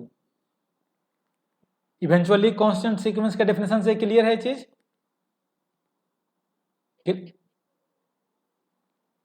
Eventually constant का मतलब ये होता है कि after certain time everything will be equal. मतलब आप ये समझो, an is equal to a बोल रहे हैं तो मतलब ये क्या है कि यहाँ पे a1 a2 an1 माइनस 1 और यहाँ पे an1 a, मतलब ये है कि इस टर्म तक कुछ भी हो सकता है, ठीक है। इसके बाद सीक्वेंस क्या होगा? कांस्टेंट होगा। इवेंचुअली कांस्टेंट का मतलब क्या होता है कि एक ऐसा नेचुरल नंबर मिलना चाहिए ताकि उस इंडेक्स तक सीक्वेंस का टर्म क्या हो, कुछ भी हो सकता हो, बट उस इंडेक्स के बाद हमेशा कांस्टेंट हो। समझे? ठीक है, तो an इवेंचुअली कांस्टेंट है तो एक ऐसा नेचुरल नंबर मिलेगा जिसको हम नाम दे रहे हैं n1, such that an will be equal to a for every n greater than or equal to n1 and bn eventually constant है तो there exists a natural number n2 such that bm will be equal to b for every m greater than or equal to n2। मतलब इतना है कि n1 के बाद में सारे के सारे सीक्वेंस का टर्म n के सारे टर्म्स कांस्टेंट हो जाएंगे और n2 के बाद में सारे के सारे टर्म्स ऑफ bn कांस्टेंट हो जाएंगे, ठीक है। तो an कुछ ऐसा दिखेगा और bn कैसा दिखेगा, आप ये देखो, b1 b2 bn2 माइनस 1 तो कुछ भी हो सकता है, बट यहाँ पे क्या होगा, इसके बाद में bb होगा, ठीक है। अब ये दोनों का सम देखो आप, अब n1 और n2 में कुछ तो होगा रिलेशन, तो आप लो n एक नेचुरल नंबर, क्या लेते हैं, maximum of n1 and n2, ठीक है। तो मैं यही बताना चाह रहा हूं, Cn डिफाइन करो an प्लस bn, तो Cn will be equal to a plus b for all n greater than, okay. So one thing, यहां पे एन प्राइम लो, ठीक है। For all n prime greater than n, n क्या है, maximum of n1 n2 है। n1 n2 में कोई मैक्सिमम होगा तो मान लो कि n2 मैक्सिमम है तो n2 माइनस वन भी n1 माइनस वन तक मैक्सिमम होगा। तो या मान लो कि यहाँ पे एक चीज आती है, यहाँ पे टर्म है a n2 माइनस वन, तो ये टर्म इसके साथ में ऐड होगी, बट इसके बाद में सारे के सारे तो a ही है और इसके बाद में सारे के सारे तो b ही है। तो इसके बाद में क्या होगा, अगर सम करोगे तो a प्लस b ही होगा, बट इसके पहले कुछ भी हो सकता है। तो वही हमने पहले वाला डिफाइन किया n, ठीक है, maximum of n1 and n2। तो ये देखो Cn हमने डिफाइन करा था n प्लस bn, तो Cn prime will be equal to a plus b for all n prime greater than n, ठीक है। तो ये इंप्लाई करेगा कि Cn is also eventually constant. तो ये क्या इंप्लाई किया कि an plus bn will belongs to W4। Clear है ये चीज? हाँ क्लियर है या फिर से एक्सप्लेन करूं मैं? ठीक है, अब हमें दिखाना है स्केलर मल्टीप्लिकेशन। 2 स्टेप टेस्ट में लगा रहा हूं, स्केलर मल्टीप्लिकेशन हमें दिखाना है। तो मान लो अल्फा कोई रियल नंबर, एन हमने माना था इवेंचुअली कांस्टेंट, तो इवेंचुअली कांस्टेंट था तो a1 a2 an1 minus one और इसके बाद में a सारा आ रहा था। तो अगर इसको अल्फा से मल्टीप्लाई करेंगे तो क्या होगा, alpha a1 alpha a2 alpha an1 minus one alpha a। इसमें भी देख रहे हो कि आपके सेम नंबर के पास में सेम इंडेक्स के बाद में क्या होने वाला है, ये भी कांस्टेंट हो रहा है। तो ये क्या इंप्लाई किया, ये भी बिलोंग करेगा W4 में। क्लियर है? तो इसलिए W4 सब स्पेस होगा। सिर्फ और सिर्फ इवेंचुअली कांस्टेंट सीक्वेंस का डेफिनेशन आपको पता होना चाहिए, उसके बाद में सारा चीज ट्रिवियल है, मतलब आपको सिर्फ और सिर्फ डेफिनेशन को यूज करना है। ठीक है, समझ में आया ये चीज? ठीक है, नेक्स्ट क्वेश्चन पे आते हैं। अभी 7th क्वेश्चन। सो 7th क्वेश्चन में बोल रहा है भी कोई रियल सीक्वेंसेस ही हैं, भी जो है set of all real sequences हैं over field R, and W1 bounded sequences का कलेक्शन है, W2 मोनोटोनिक सब सीक्वेंसेस जिसके पास में होती है वही सारे सीक्वेंसेस का कलेक्शन है। ठीक है, W3 एंड W4 डिफाइंड है। क्वेश्चन क्या बोल रहा है, then which of the following is not a subspace, not a subspace given है। तो आप बताइए कौन सा इसका ऑप्शन करेक्ट होगा?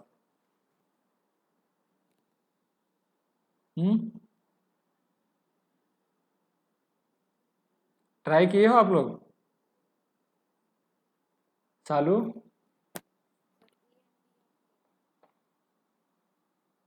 मतलब A and D are correct means subspace of, but हमें तो नहीं सब स्पेस चाहिए ना, हमें इन चारों में से उसको चूज करना है जो सब स्पेस नहीं है। तो ओके, तो अब आपने रियल एनालिसिस का कोर्स करा है?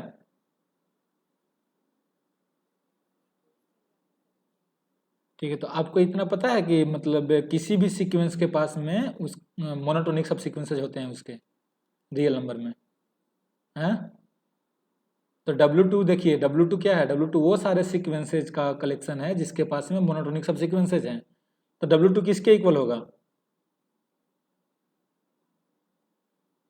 अब V का कोई भी वेक्टर लो, V का कोई भी सीक्वेंस लो, उसके पास में डेफिनेटली मोनोटोनिक सब सीक्वेंसेज मिलेंगे। और W2 वो सारे सब सीक्वेंस, वो सारे सीक्वेंसेज के कलेक्शन है जिसके पास में भी मोनोटोनिक सब सीक्वेंसेज हैं। तो W2 कंटेन होगा V में, एंड V भी कंटेन हो जाएगा W2 में, क्योंकि V का कोई भी सीक्वेंस लोगे तो उसके पास में डेफिनेटली मोनोटोनिक सब सीक्वेंसेज होंगे, है ना? तो V के हर एक वेक्टर, W2 क्या बोल रहा है कि W2 में वही सारे सीक्वेंसेज हैं जिसके पास में मोनोटोनिक सब सीक्वेंसेज होंगे। तो for every an belongs to V, ये इंप्लाई करेगा कि an हैज मोनोटोनिक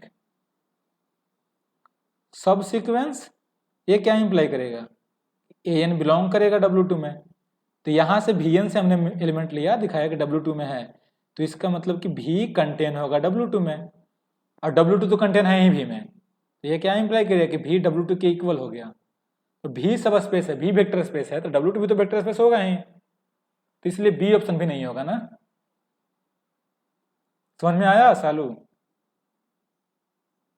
ठीक है, तो A ऑप्शन क्या है, करेक्ट नहीं है, मतलब कि A ऑप्शन सबस्पेस है, ऐसा लिखते हैं, सबस्पेस है, B ऑप्शन भी सबस्पेस है, एंड D ऑप्शन भी सबस्पेस है। C ऑप्शन के लिए आपको देखना है, C ऑप्शन सबस्पेस होगा?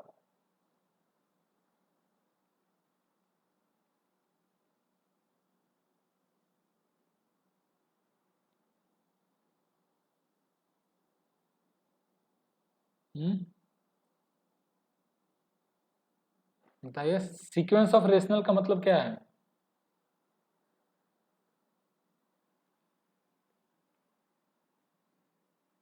फील्ड हमारा R है ना, तो सीक्वेंस ऑफ रेशनल का मतलब क्या है कि यदि an बिलोंग किया W3 में, तो ये इंप्लाई करेगा कि an बिलोंग करेगा Q में for all an belongs to natural number. मतलब इसके जो एलिमेंट्स हैं, मतलब वेक्टर के जो कोऑर्डिनेट्स आ रहे हैं, वो सारे के सारे रेशनल कोऑर्डिनेट होंगे। ठीक है, मतलब सीक्वेंस के सारे टर्म्स क्या होंगे, रेशनल होंगे, और फील्ड हमारा क्या है, रियल है। तो आप ले लो √2, रियल नंबर में बिलोंग कर रहा है, और an ले लो किससे, W3 से। तो यदि सब स्पेस होगा तो √2 टाइम्स an ही बिलोंग करेगा W3 में, बट √2 टाइम्स n बिलोंग करेगा क्या, नहीं बिलोंग करेगा ना, क्योंकि an रेशनल्स है, √2 टाइम्स an इरेशनल हो जाएगा।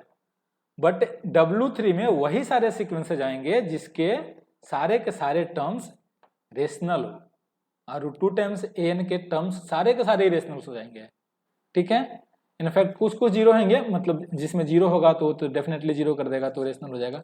लेकिन नॉन जीरो सीक्वेंस लीजिएगा आप, तो उसमें डेफिनेटली एक टर्म कम से कम तो इरेशनल होगा ही, तो इसलिए W3 सबस्पेस नहीं होगा। क्लियर है? तो W3 सबस्पेस नहीं होगा, तो W3 हमारा करेक्ट ऑप्शन होगा, राइट। यही बताना चाह रहा है कि विच of the following is not a subspace of V। आप देख सकते हो W3 सबस्पेस नहीं होगा।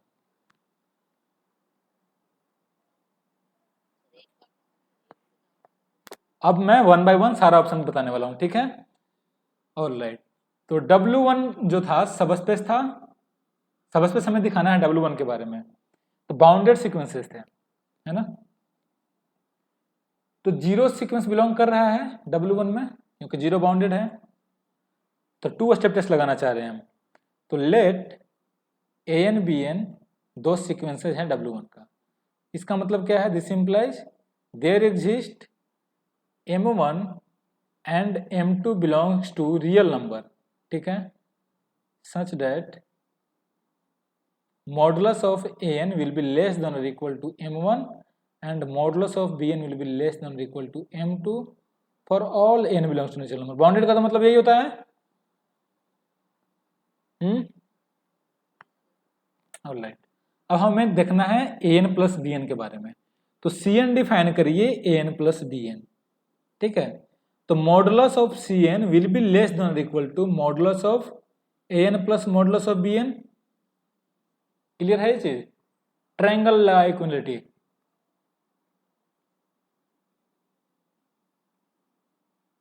ये चीज क्यों आई पता चली,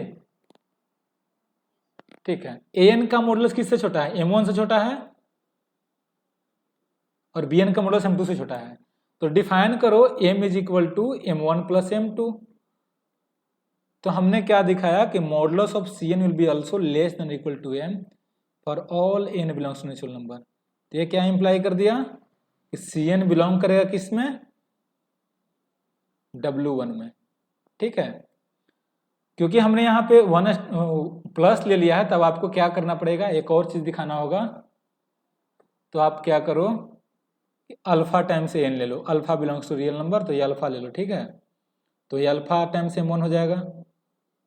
ऑलराइट, सो 1 सेकेंड।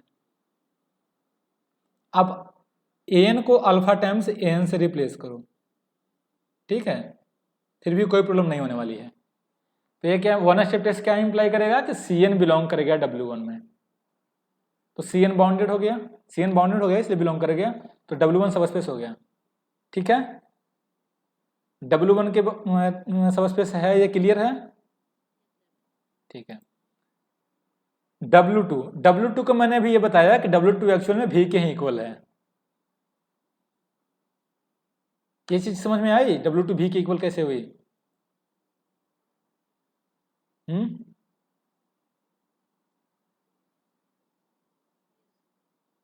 एक बार और मैं एक्सप्लेन कर दे रहा हूँ। W2 V के इक्वल इसलिए हुई क्योंकि किसी भी सीक्वेंस के लिए अगर कोई भी रियल सीक्वेंस लेते हो तो उसके पास में मोनोटोनिक सब सीक्वेंसेस एग्जिस्ट करते हैं। तो आप नोट एक लिख लो, उस नोट से क्लियर होगा W2 के लिए, every real sequence has a monotonic सब सीक्वेंस, ठीक है। किसी भी रियल सीक्वेंस के पास में एक मोनोटोनिक सीक्वेंस सब सीक्वेंस होती है, तो ये इंप्लाई करेगा कि V कंटेन होगा W2 में, so this implies V will be equal to W2, therefore W2 is also a subspace. बात करते हैं W3 का, तो W3 का तो हमने बताया कि क्लोज ही नहीं होगा स्केलर मल्टीप्लिकेशन के लिए, क्योंकि आप लो an बिलोंग्स टू W3, तो ये इंप्लाई करेगा कि an बिलोंग करेगा Q में, तो आप an को फॉर सिंपली 1 0 0 ले लो, ठीक है। √2 टाइम्स an क्या होगा, √2 0 0, ये बिलोंग नहीं करेगा W3 में, therefore W3 is not subspace, ठीक है। W3 सबस्पेस इसलिए नहीं हुआ। W4 को मैं इसके प्रीवियस वाले क्वेश्चन में बता चुका हूँ, इवेंचुअली जीरो सीक्वेंस है ये, हमने बताया क्या है, इवेंचुअली कांस्टेंट का बताया है, तो इवेंचुअली जीरो भी तो एक टाइप का इवेंचुअली कांस्टेंट ही है, तो इसलिए जिस तरीके से यहाँ पे हमने इसके पहले वाले क्वेश्चन में ए को हमने पिक किया था, an को क्या लिया था, यहाँ पे ए कर दिया था ना, तो आप सभी जगह जीरो कर दो, बी की जगह भी जीरो कर दो, फिर भी ट्रू होगी। ए और बी हमने आर्बिट्रेरी ले रखा था, कुछ भी था, तो इसलिए ये भी ऑप्शन, ये भी क्वेश्चन सॉल्व हो गया। अब डी ऑप्शन इसका क्या होगा, सबस्पेस होगा ये, ठीक है। तो only C option is correct. Alright, समझ में आइए क्वेश्चन, ठीक है। नेक्स्ट क्वेश्चन पे आते हैं आगे, 8th क्वेश्चन।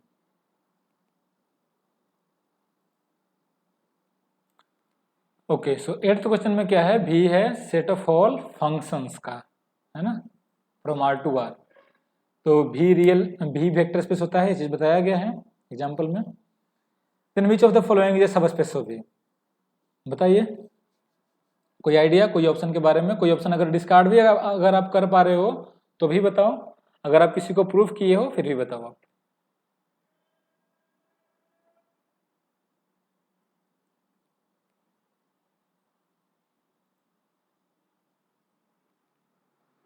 सालू,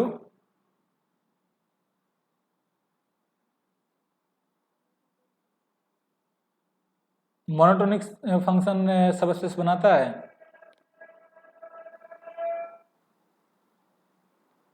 ठीक है, तो ऐसा करते हैं, 1 by 1 पिक करते हैं, तो बी ऑप्शन से स्टार्ट करते हैं, ठीक है।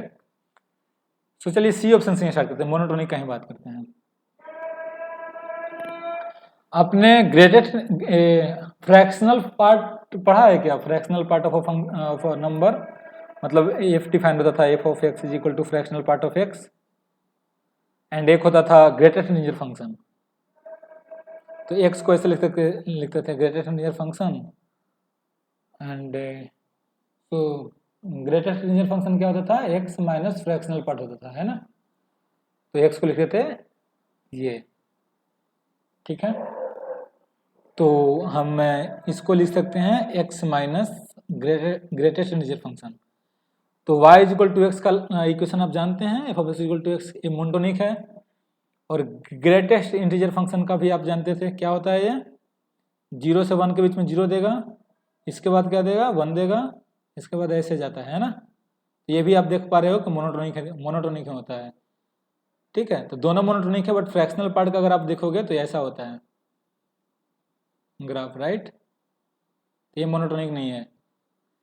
तो एक्स मोनोटोनिक है, ग्रेटेस्ट इंटीजर ऑफ फंक्शन जो है वो भी मोनोटोनिक है, बट दोनों का डिफरेंस होता है फ्रैक्शनल पार्ट, वो मोनोटोनिक नहीं है। तो आप यहाँ से सोच सकते हो। अदरवाइज एक बहुत सिंपल तरीका दे रहा हूँ आपको सोचने के लिए, कैसे फंक्शन का कंस्ट्रक्शन करा जाए इस केस में, मतलब जब भी हमारे पास में इस टाइप के फंक्शंस आए तो कैसे कंस्ट्रक्ट करें हम। तो मोनोटोनिक आप कोई भी एक एग्जांपल दो, आपके दिमाग में कोई भी एग्जांपल है मोनोटोनिक फंक्शन का आप दो, मैं उसके हेल्प से दो ऐसे फंक्शंस बनाऊंगा जो मोनोटोनिक,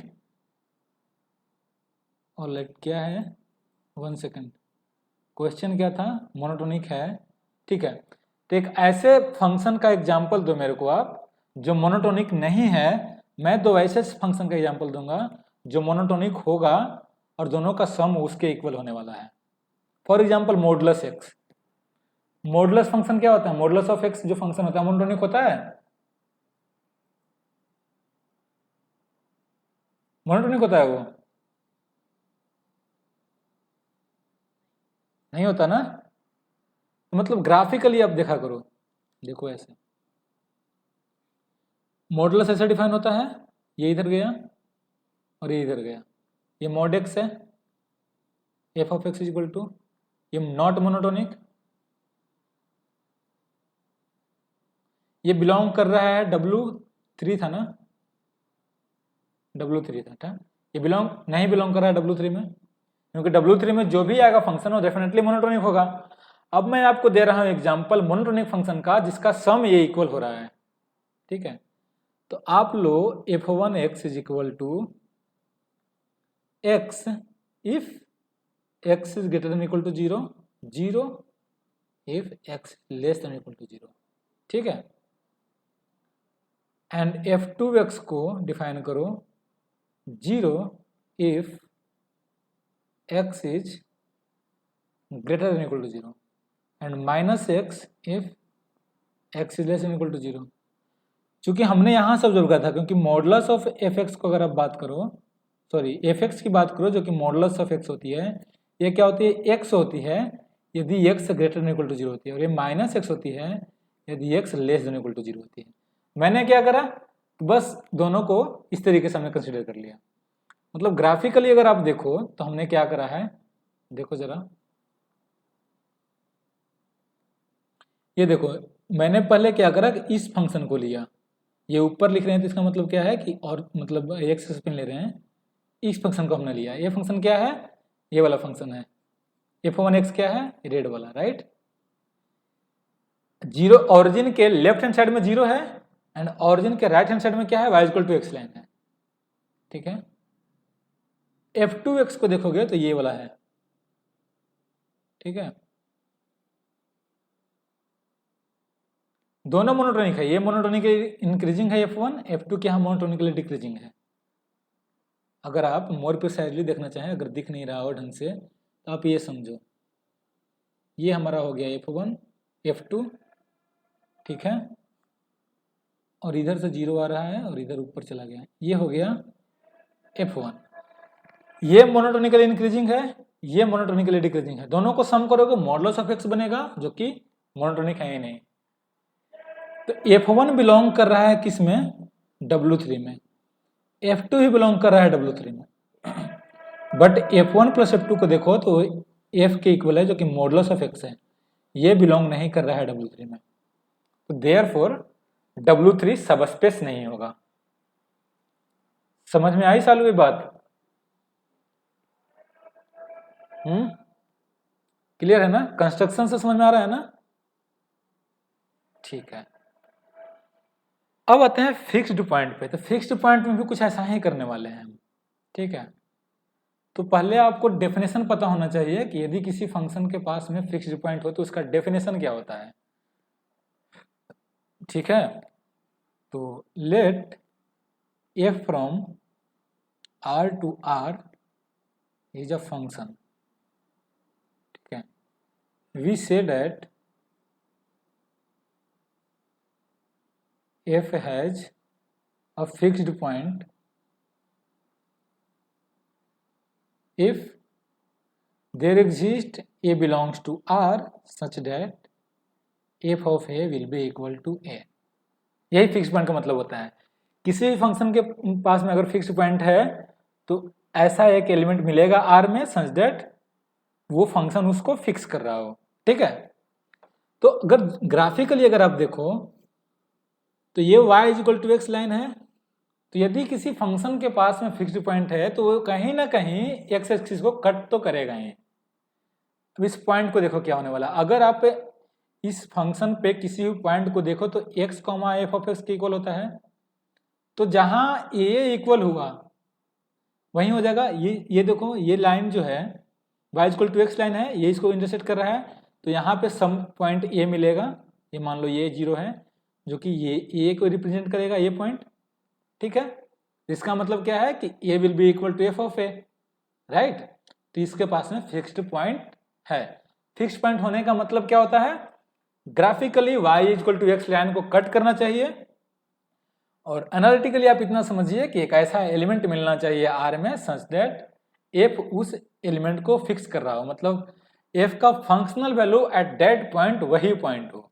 ठीक है, यही होता है फिक्स्ड पॉइंट का मतलब।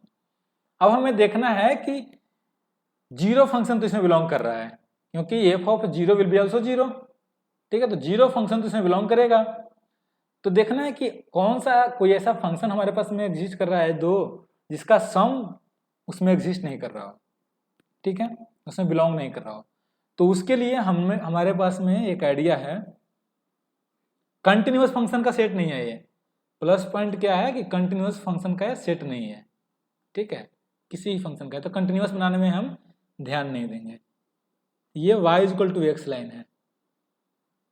ठीक है, आप एक फंक्शन क्रिएट करो, ये मान लो आप a, ठीक है, a0। तो यहां से आप क्या करो, ये a को एक्सक्लूड करके सारे पॉइंट ये 0 दे, मतलब हम फंक्शन डिफाइन करने वाले हैं एफ ऑफ एक्स। ठीक है, if x is greater than a तो 0, x is equal to a पे क्या करो a प्लस 1 डिफाइन कर दो, at x is equal to a plus 2 define कर दो, a ही नहीं, या फिर मोर प्रिसाइजली 2a कर दो। Okay, 1 second,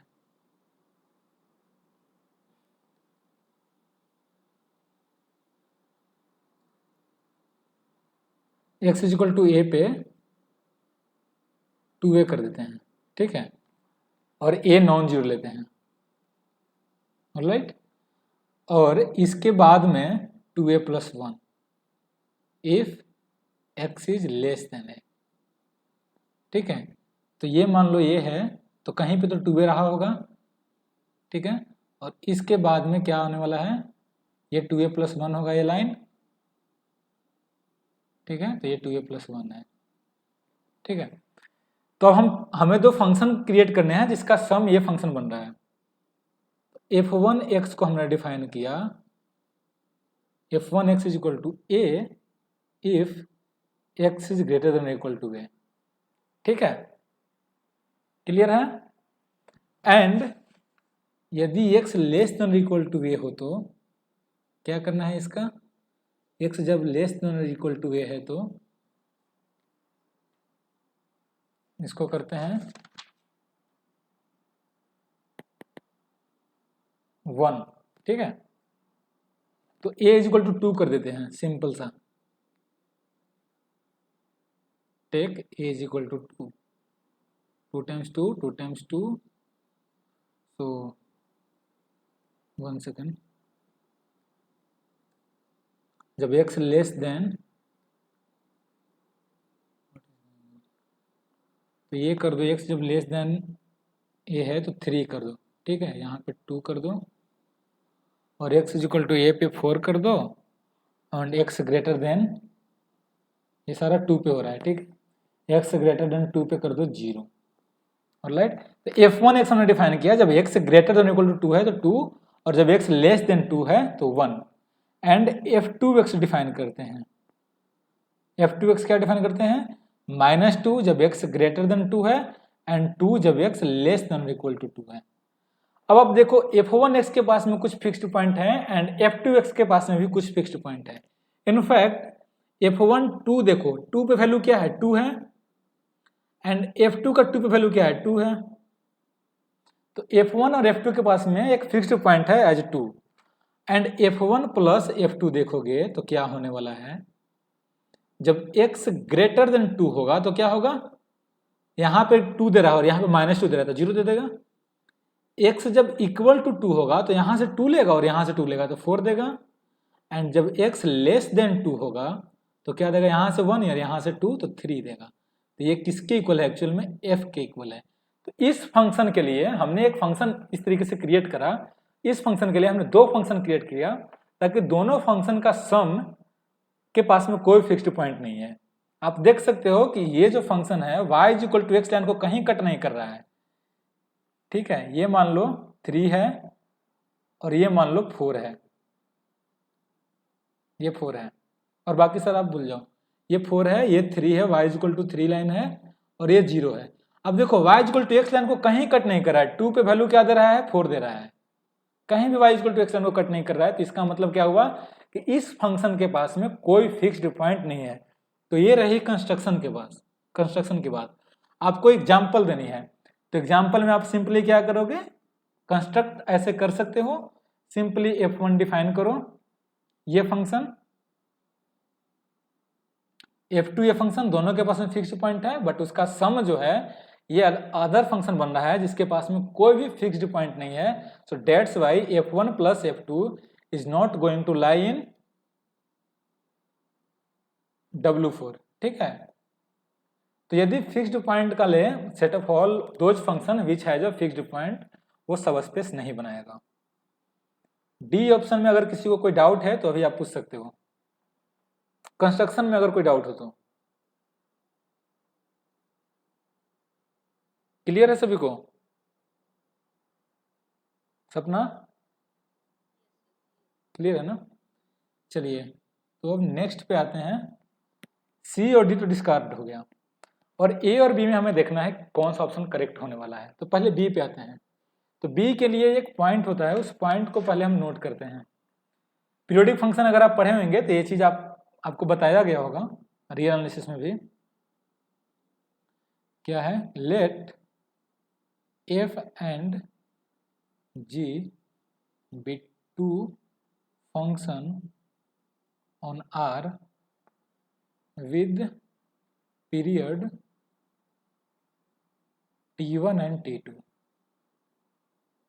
then f plus g is also periodic, b2 periodic function लिख दो यहाँ पर, ठीक है, with period t1 t2 and f plus g is also periodic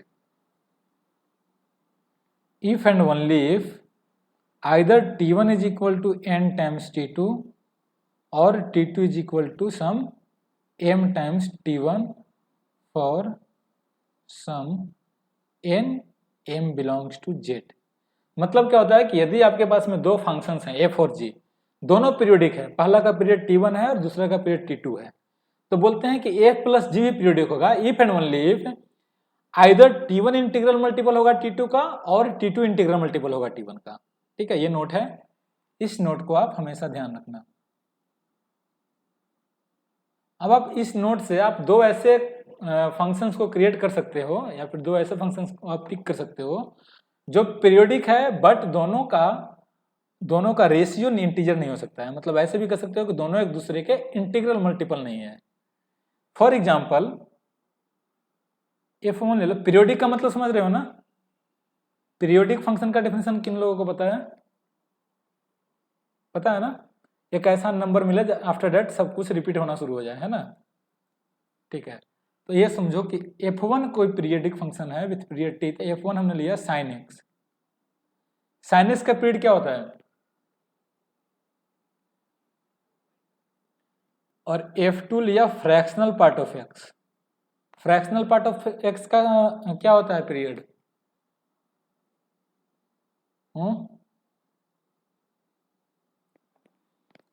x, ठीक है। मतलब आप ये समझो कि 2.5 2.5 का वैल्यू क्या होगा फ्रैक्शनल पार्ट में 0.5, इसका फ्रैक्शनल पार्ट क्या है 0.5 ना है। 3.5 का फ्रैक्शनल पार्ट क्या होगा 0.5। इसके पहले आप देखोगे तो 1.5 का फ्रैक्शनल पार्ट है। तो आप देखो कि x का फ्रैक्शनल पार्ट और x + 1 का फ्रैक्शनल पार्ट हमेशा सेम होता है, ठीक है। इनफैक्ट इसका पीरियड क्या होता है t2 1 होता है। ग्राफिकली आप देख सकते हो इसका ग्राफ क्या होता है, 0 का तो 0 होता है। यहाँ पे अगर ये 1 लो, ये 2 लो, ये 3 लो, ये 4 लो, ये 5 लो, तो क्या करता है ये ऐसे होता है, ठीक है।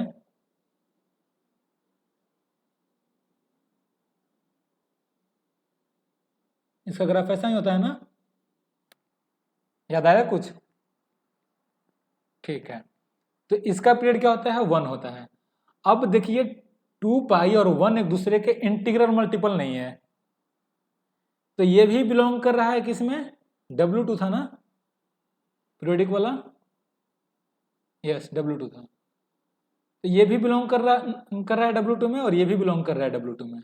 मतलब F1 भी बिलोंग कर रहा है W2 में एंड F2 भी बिलोंग कर रहा है W2 में। But F1 + F2 is equal to sin x plus fractional part of x, ये बिलोंग नहीं करेगा W2 में। क्यों? क्योंकि ये पीरियोडिक ही नहीं होने वाला है। पीरियोडिक होने के लिए दोनों का पीरियड एक दूसरे के इंटीग्रल मल्टीपल होना चाहिए, बट 2π में आप किसी भी इंटीजर से मल्टीप्लाई कर लो 1 नहीं होने वाला है, और 1 में अगर आप किसी भी इंटीजर से आप मल्टीप्लाई करोगे तो 2π नहीं होने वाला है। तो मतलब दोनों एक दूसरे के इंटीग्रल मल्टीपल नहीं है। तो डेट्स वाई ये फंक्शन जो होगा F1 + F2 ये पीरियोडिक नहीं होगा, तो इसलिए W2 में बिलोंग नहीं करेगा। तो ये बी ऑप्शन में डिस्कार्ड हो गया। तो ए ऑप्शन आपके पास में ऑटोमेटिकली करेक्ट हो गया, बट ए ऑप्शन को तो करेक्ट करना होगा। तो यूनिफॉर्मली कंटिन्यूअस फंक्शन का पहले आपके पास में डेफिनेशन होना चाहिए। तो आप बताओ यूनिफॉर्मली कंटिन्यूअस फंक्शन क्या होता है?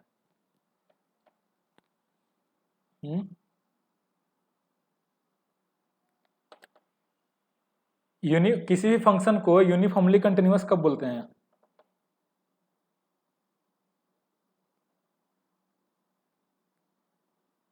कोई भी डिफिनेशन दे सकते हो आप, एप्सिलॉन डेल्टा भी, या फिर कोई इंट्यूशन भी अगर बोल रहा हो आपका कि इंट्यूशनली अगर ऐसा ही चीज़ हो रहा है तो हम बोलते हैं कि वो फंक्शन यूनिफॉर्मली कंटिन्यूअस है।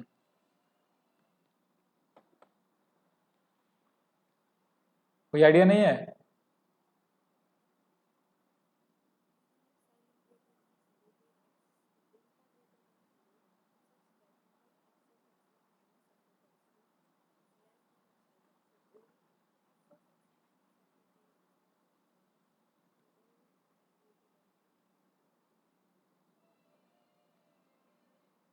ओके, तो मैं लिखता हूँ एक बार, आप देखिएगा करेक्ट करिएगा कि सही लिख रहा हूँ या नहीं लिख रहा हूँ।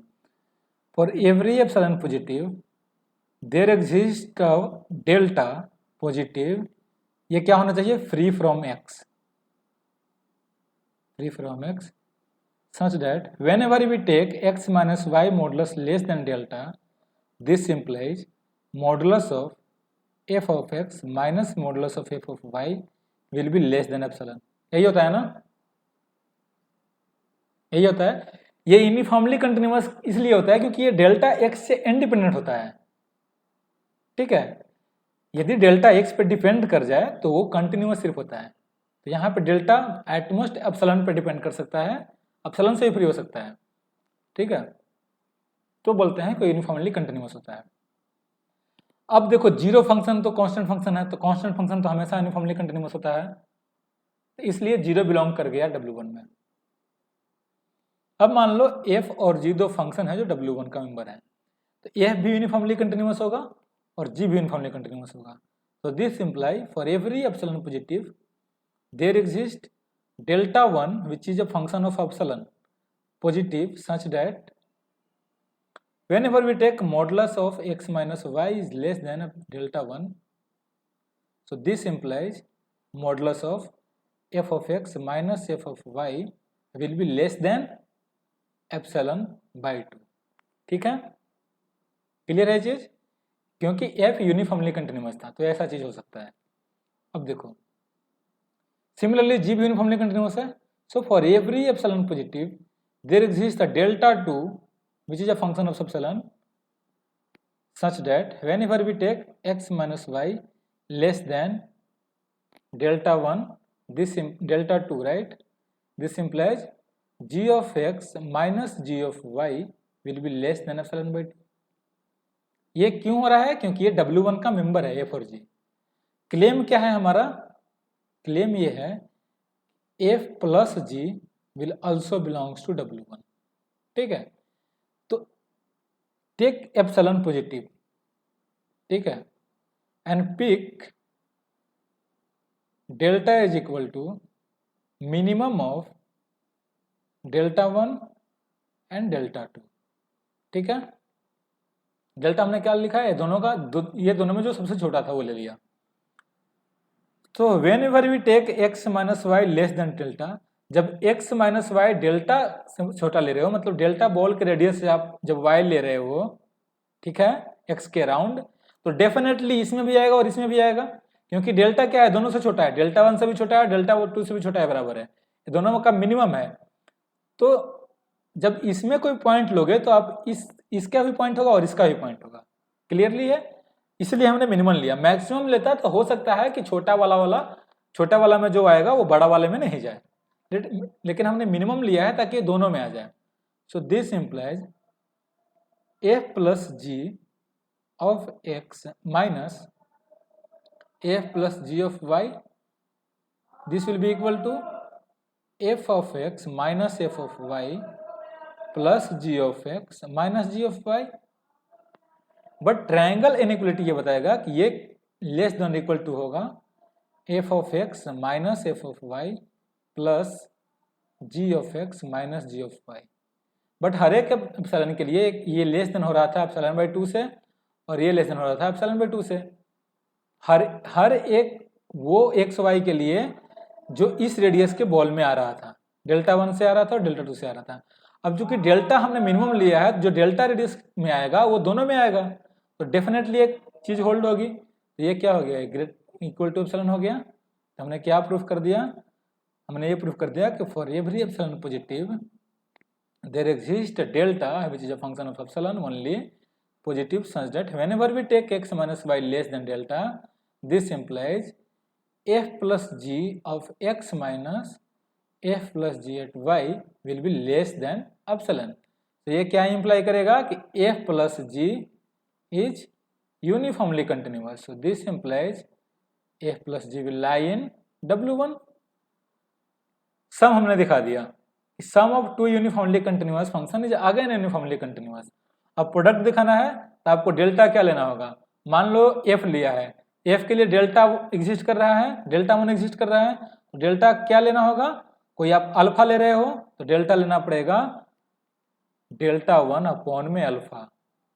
ठीक है, तो क्या होगा? For every epsilon positive there exist delta which is equal to delta 1 upon में alpha, such that whenever we take x minus y less than delta, so this implies alpha times f of x minus alpha times f of y which will be equal to modulus of alpha. यहाँ पे modulus of alpha लेना पड़ेगा क्योंकि positive चाहिए ना. modulus of f of x minus f of y. ठीक है, alright. So this will be f को हमने लिया है, f जो लिया था for every epsilon positive there exist delta positive such that whenever we take x minus y less than delta 1, this implies modulus of x minus y will be less than epsilon upon में modulus of alpha. तो ये क्या होगा? अब modulus of alpha times less than epsilon upon में modulus of alpha, तो ये less than होगा एप्सिलॉन. इनफैक्ट यदि आप डेल्टा को डेल्टा 1 के भी इक्वल लोगे फिर भी कोई प्रॉब्लम नहीं होने वाला है. तो डेल्टा को आप डेल्टा 1 के भी इक्वल ले सकते हो. ठीक है, क्लियर है ये चीज? तो ये क्या इंप्लाई करेगा कि alpha times f will be also lie in W1. तो ये इंप्लाई करेगा कि W1 is again W1 is also not again a सब स्पेस. ठीक है, तो सिर्फ ए ऑप्शन इसका करेक्ट होगा. क्लियर है? डेफिनेशन से हमने कैसे प्रूफ करा, समझ में आया? ठीक है, कौन सा क्वेश्चन था ये? 8th क्वेश्चन था। 9th क्वेश्चन पे आते हैं। ऑलराइट, तो 9th क्वेश्चन में है सेट ऑफ ऑल फंक्शंस का है स्पेस है रियल वैल्यूड। ठीक है, तो इसमें चूज करना है कि कौन ऐसा सबसेट है जो सब स्पेस नहीं है। Set of all differential function सब स्पेस बनाता है अगर आप दो फंक्शंस का डेरिवेटिव देखो, तो मतलब दो फंक्शन डिफरेंशिएबल लो तो अगेन उसका सम भी डिफरेंशिएबल होता है ना? तो क्या क्या है इसका ए ऑप्शन क्या होगा? सबस्पेस होगा? सबस्पेस होगा ना? B option? D option? C नहीं होगा। चलिए सी के लिए काउंटर दीजिए।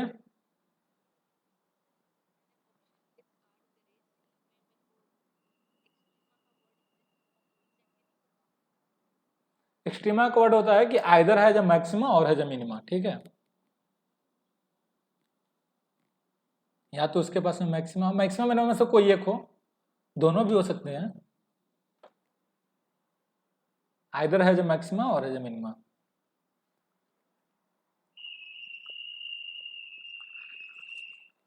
तो इसको डिस्कार्ड करने के लिए आपको क्या लेना है? दो ऐसे फंक्शंस लेने हैं जो इसके मेंबर हैं बट उसका सम इसका मेंबर नहीं है। तो आप एक ऐसा फंक्शन दो जिसके पास में एक्सट्रीमा एग्जिस्ट ही नहीं कर रहा है। मैं आपको बताता हूँ कैसे कंस्ट्रक्ट करा जाए। कोई फंक्शन जो जिसके पास में एक्सट्रीमा एग्जिस्ट नहीं कर रहा है, सिंपल सा function.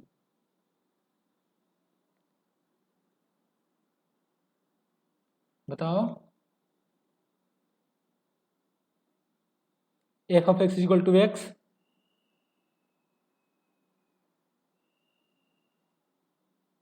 Y equal to x का अगर आप ग्राफ प्लॉट करोगे तो कहीं बाउंडेड दिखाई दे रहा है क्या? तो मैक्सिमा या मिनिमा उसका 10 होगा। तो क्या बताएं, y equal to x line जो है मतलब f of x equal to x है, उसके पास में कोई एक्सट्रीमा नहीं है।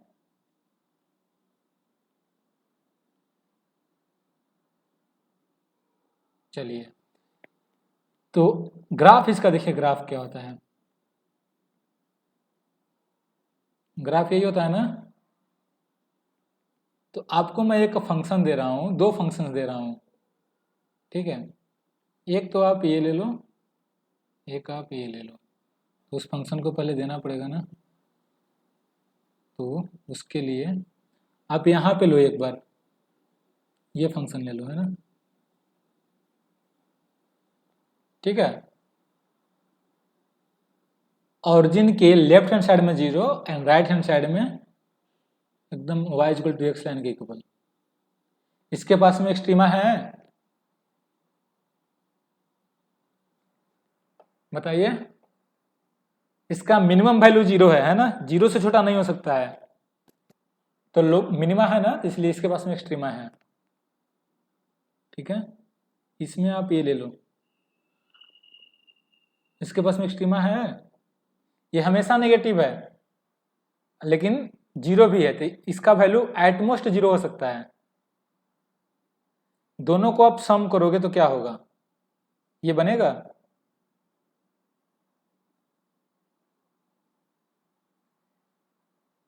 एफ है, F1 बिलोंग कर रहा है W3 में, बिलोंग कर रहा है ना F1? F2 ही बिलोंग कर रहा है W3 में, बट F1 प्लस F2 नहीं कर रहा है ना? समझ में आ रहा है कैसे कंस्ट्रक्ट करना है ये सब चीजों को? ऐसे एग्जांपल्स को कैसे हैंडल करना है, समझ में आ रहा है ना? ठीक है, तो ये चीज यहां से क्लियर हो गई कि अभी मैं और मेरे को और प्रूफ देने की जरूरत है। चालू क्लियर है ना? विशाखा? ठीक है, तो इस क्वेश्चन को यहीं पे समाप्त करते हैं ना? मतलब सी ऑप्शन इसका करेक्ट होगा। सी ऑप्शन मतलब W3 सबस्पेस नहीं होगा। करेक्ट वही होगा जो सबस्पेस नहीं होगा। तो W3 सबस्पेस नहीं है क्योंकि ए को आप वेरीफाई कर सकते हो सबस्पेस होगा, बी भी सबस्पेस होगा एंड डी भी सबस्पेस होगा। बाउंडेड फंक्शन को अगर आप ऐड करोगे तो बाउंडेड ही होने वाला है, ठीक है। ऑलराइट, तो ये 9th क्वेश्चन हो गया। 10th क्वेश्चन को देखते हैं। सो 10th क्वेश्चन है Rn के ऊपर में, है ना। V क्या है एक्चुअल में, Rn है, ठीक है। देन ये 4 ऑप्शन में से देखने हैं कौन सा इसका सबस्पेस होगा। तो आप बताओ, ए ऑप्शन करेक्ट होगा? क्यों नहीं होगा? क्योंकि जीरो वेक्टर बिलोंग नहीं कर रहा है ना। ठीक है, जीरो वेक्टर इसमें बिलोंग नहीं कर रहा है, राइट, इसलिए ये डिस्कार्ड हो गया। बी क्यों? क्योंकि सर फील्ड रियल नंबर की है और अगर हम स्केलर इरेशनल नंबर लेते हैं तो फिर नहीं होगा, क्योंकि अगर आप यहाँ से रेशनल से मल्टीप्लाई करोगे तो नहीं बिलोंग करेगा। तो ये क्या हो गया, fails closure of scalar multiplication, right. तो स्केलर मल्टीप्लिकेशन क्लोज नहीं है। डी सी ये भी रॉन्ग हो जाएगा सर। काउंटर दो आप कोई। सर ये प्रोडक्ट ग्रेटर देन 0 ले रखा है इसलिए। प्रोडक्ट ग्रेटर देन 0 ले रखा है तो जीरो वेक्टर नहीं बिलोंग करेगा ना। सर 0 0 हो जाएंगे तो फिर जीरो वेक्टर ही नहीं बिलोंग करेगा ना। ठीक है, तो जीरो वेक्टर फिर 3 में नहीं बिलोंग करेगा, इसलिए भी सबस्पेस नहीं रहा। तो डी को ऑटोमेटिकली होना पड़ेगा, बट आपको प्रूफ करना पड़ेगा। टी को आप वन स्टेप टेस्ट से प्रूफ कर सकते हो। ये जो चीज़ है ये आपको परेशान कर रहा होगा, नोटेशन क्या है ये एक्चुअल में क्या है, a1 plus 2a2 plus 3a3 dot dot dot an is equal to 0, ऐसा बोलना चाह रहा है, ठीक है। तो यदि ये है, मान लो कि a1 a2 an से हैं, डेफिनेटली जीरो वेक्टर तो बिलोंग करेगा ही। तो यदि ये बिलोंग कर रहा है b4 में तो ये चीज़ होगा। अब मान लो अनदर है b1 b2 bn, तो ये क्या इंप्लाई करेगा, b1 plus 2b2 plus 3b3 dot dot dot n b n will be also 0। आप इसको अल्फा से मल्टीप्लाई करो, अल्फा से इधर मल्टीप्लाई करो, ठीक है। तो अल्फा टाइम्स ए प्लस बी करोगे तो क्या होगा, ये भी 0 है, ये भी 0 है, तो 0 ही होगा, है ना। तो अगर इसको आप देखोगे तो क्या होगा एक्चुअल में, ये alpha times a1 plus b1 plus 2 times alpha times a2 plus b2, ऐसा आएगा, right. n times alpha times an plus bn। इसका nth टर्म क्या होगा, मतलब ith टर्म इसका क्या होगा, अल्फा an इसको नाम देते हैं प्लस bn। इसका nth टर्म ith टर्म क्या होगा, अल्फा ai प्लस bi। तो फर्स्ट टर्म होगा alpha a1 plus b1, second term होगा अल्फा a2 प्लस b2। तो फर्स्ट टर्म में 1 से मल्टीप्लाई, सेकंड टर्म में 2 से मल्टीप्लाई, नेक्स्ट टर्म में n से मल्टीप्लाई करके जो ऐड कर रहे हैं वो भी 0 हो रहा है। तो इसका मतलब क्या हो गया कि वन स्टेप टेस्ट से सबस्पेस बना रहा है। क्लियर है ये चीज, या फिर जैसे ही 3 आप डिस्कार्ड किए हैं तो लास्ट 1 को आप एक्सेप्ट करके भी कर सकते हो, ठीक है। तो आज इतना 10 क्वेश्चन ही रहने देते हैं, अब नेक्स्ट डिस्कशन में हम 10 से आगे कंटिन्यू करेंगे। तो अगर आपको लेक्चर में भी अगर कोई डाउट आ रहा हो तो उस डाउट को भी आप क्लियर कर सकते हो, और अगर लेक्चर नहीं देखे हो तो लेक्चर को देखो, लेक्चर कंप्लीट होना चाहिए। हाँ सपना पूछो।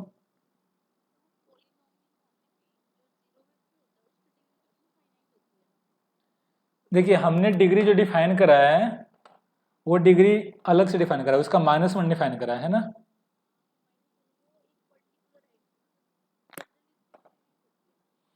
नहीं, जनरली आप नहीं कर सकते हो ना वैसे, मतलब अगर आप इनफिनाइट बोलते हो तो आपको मैं एक एग्जांपल दे रहा हूँ, मतलब एक लॉजिक दे रहा हूँ, उस लॉजिक से थोड़ा बहुत क्लियर होगा।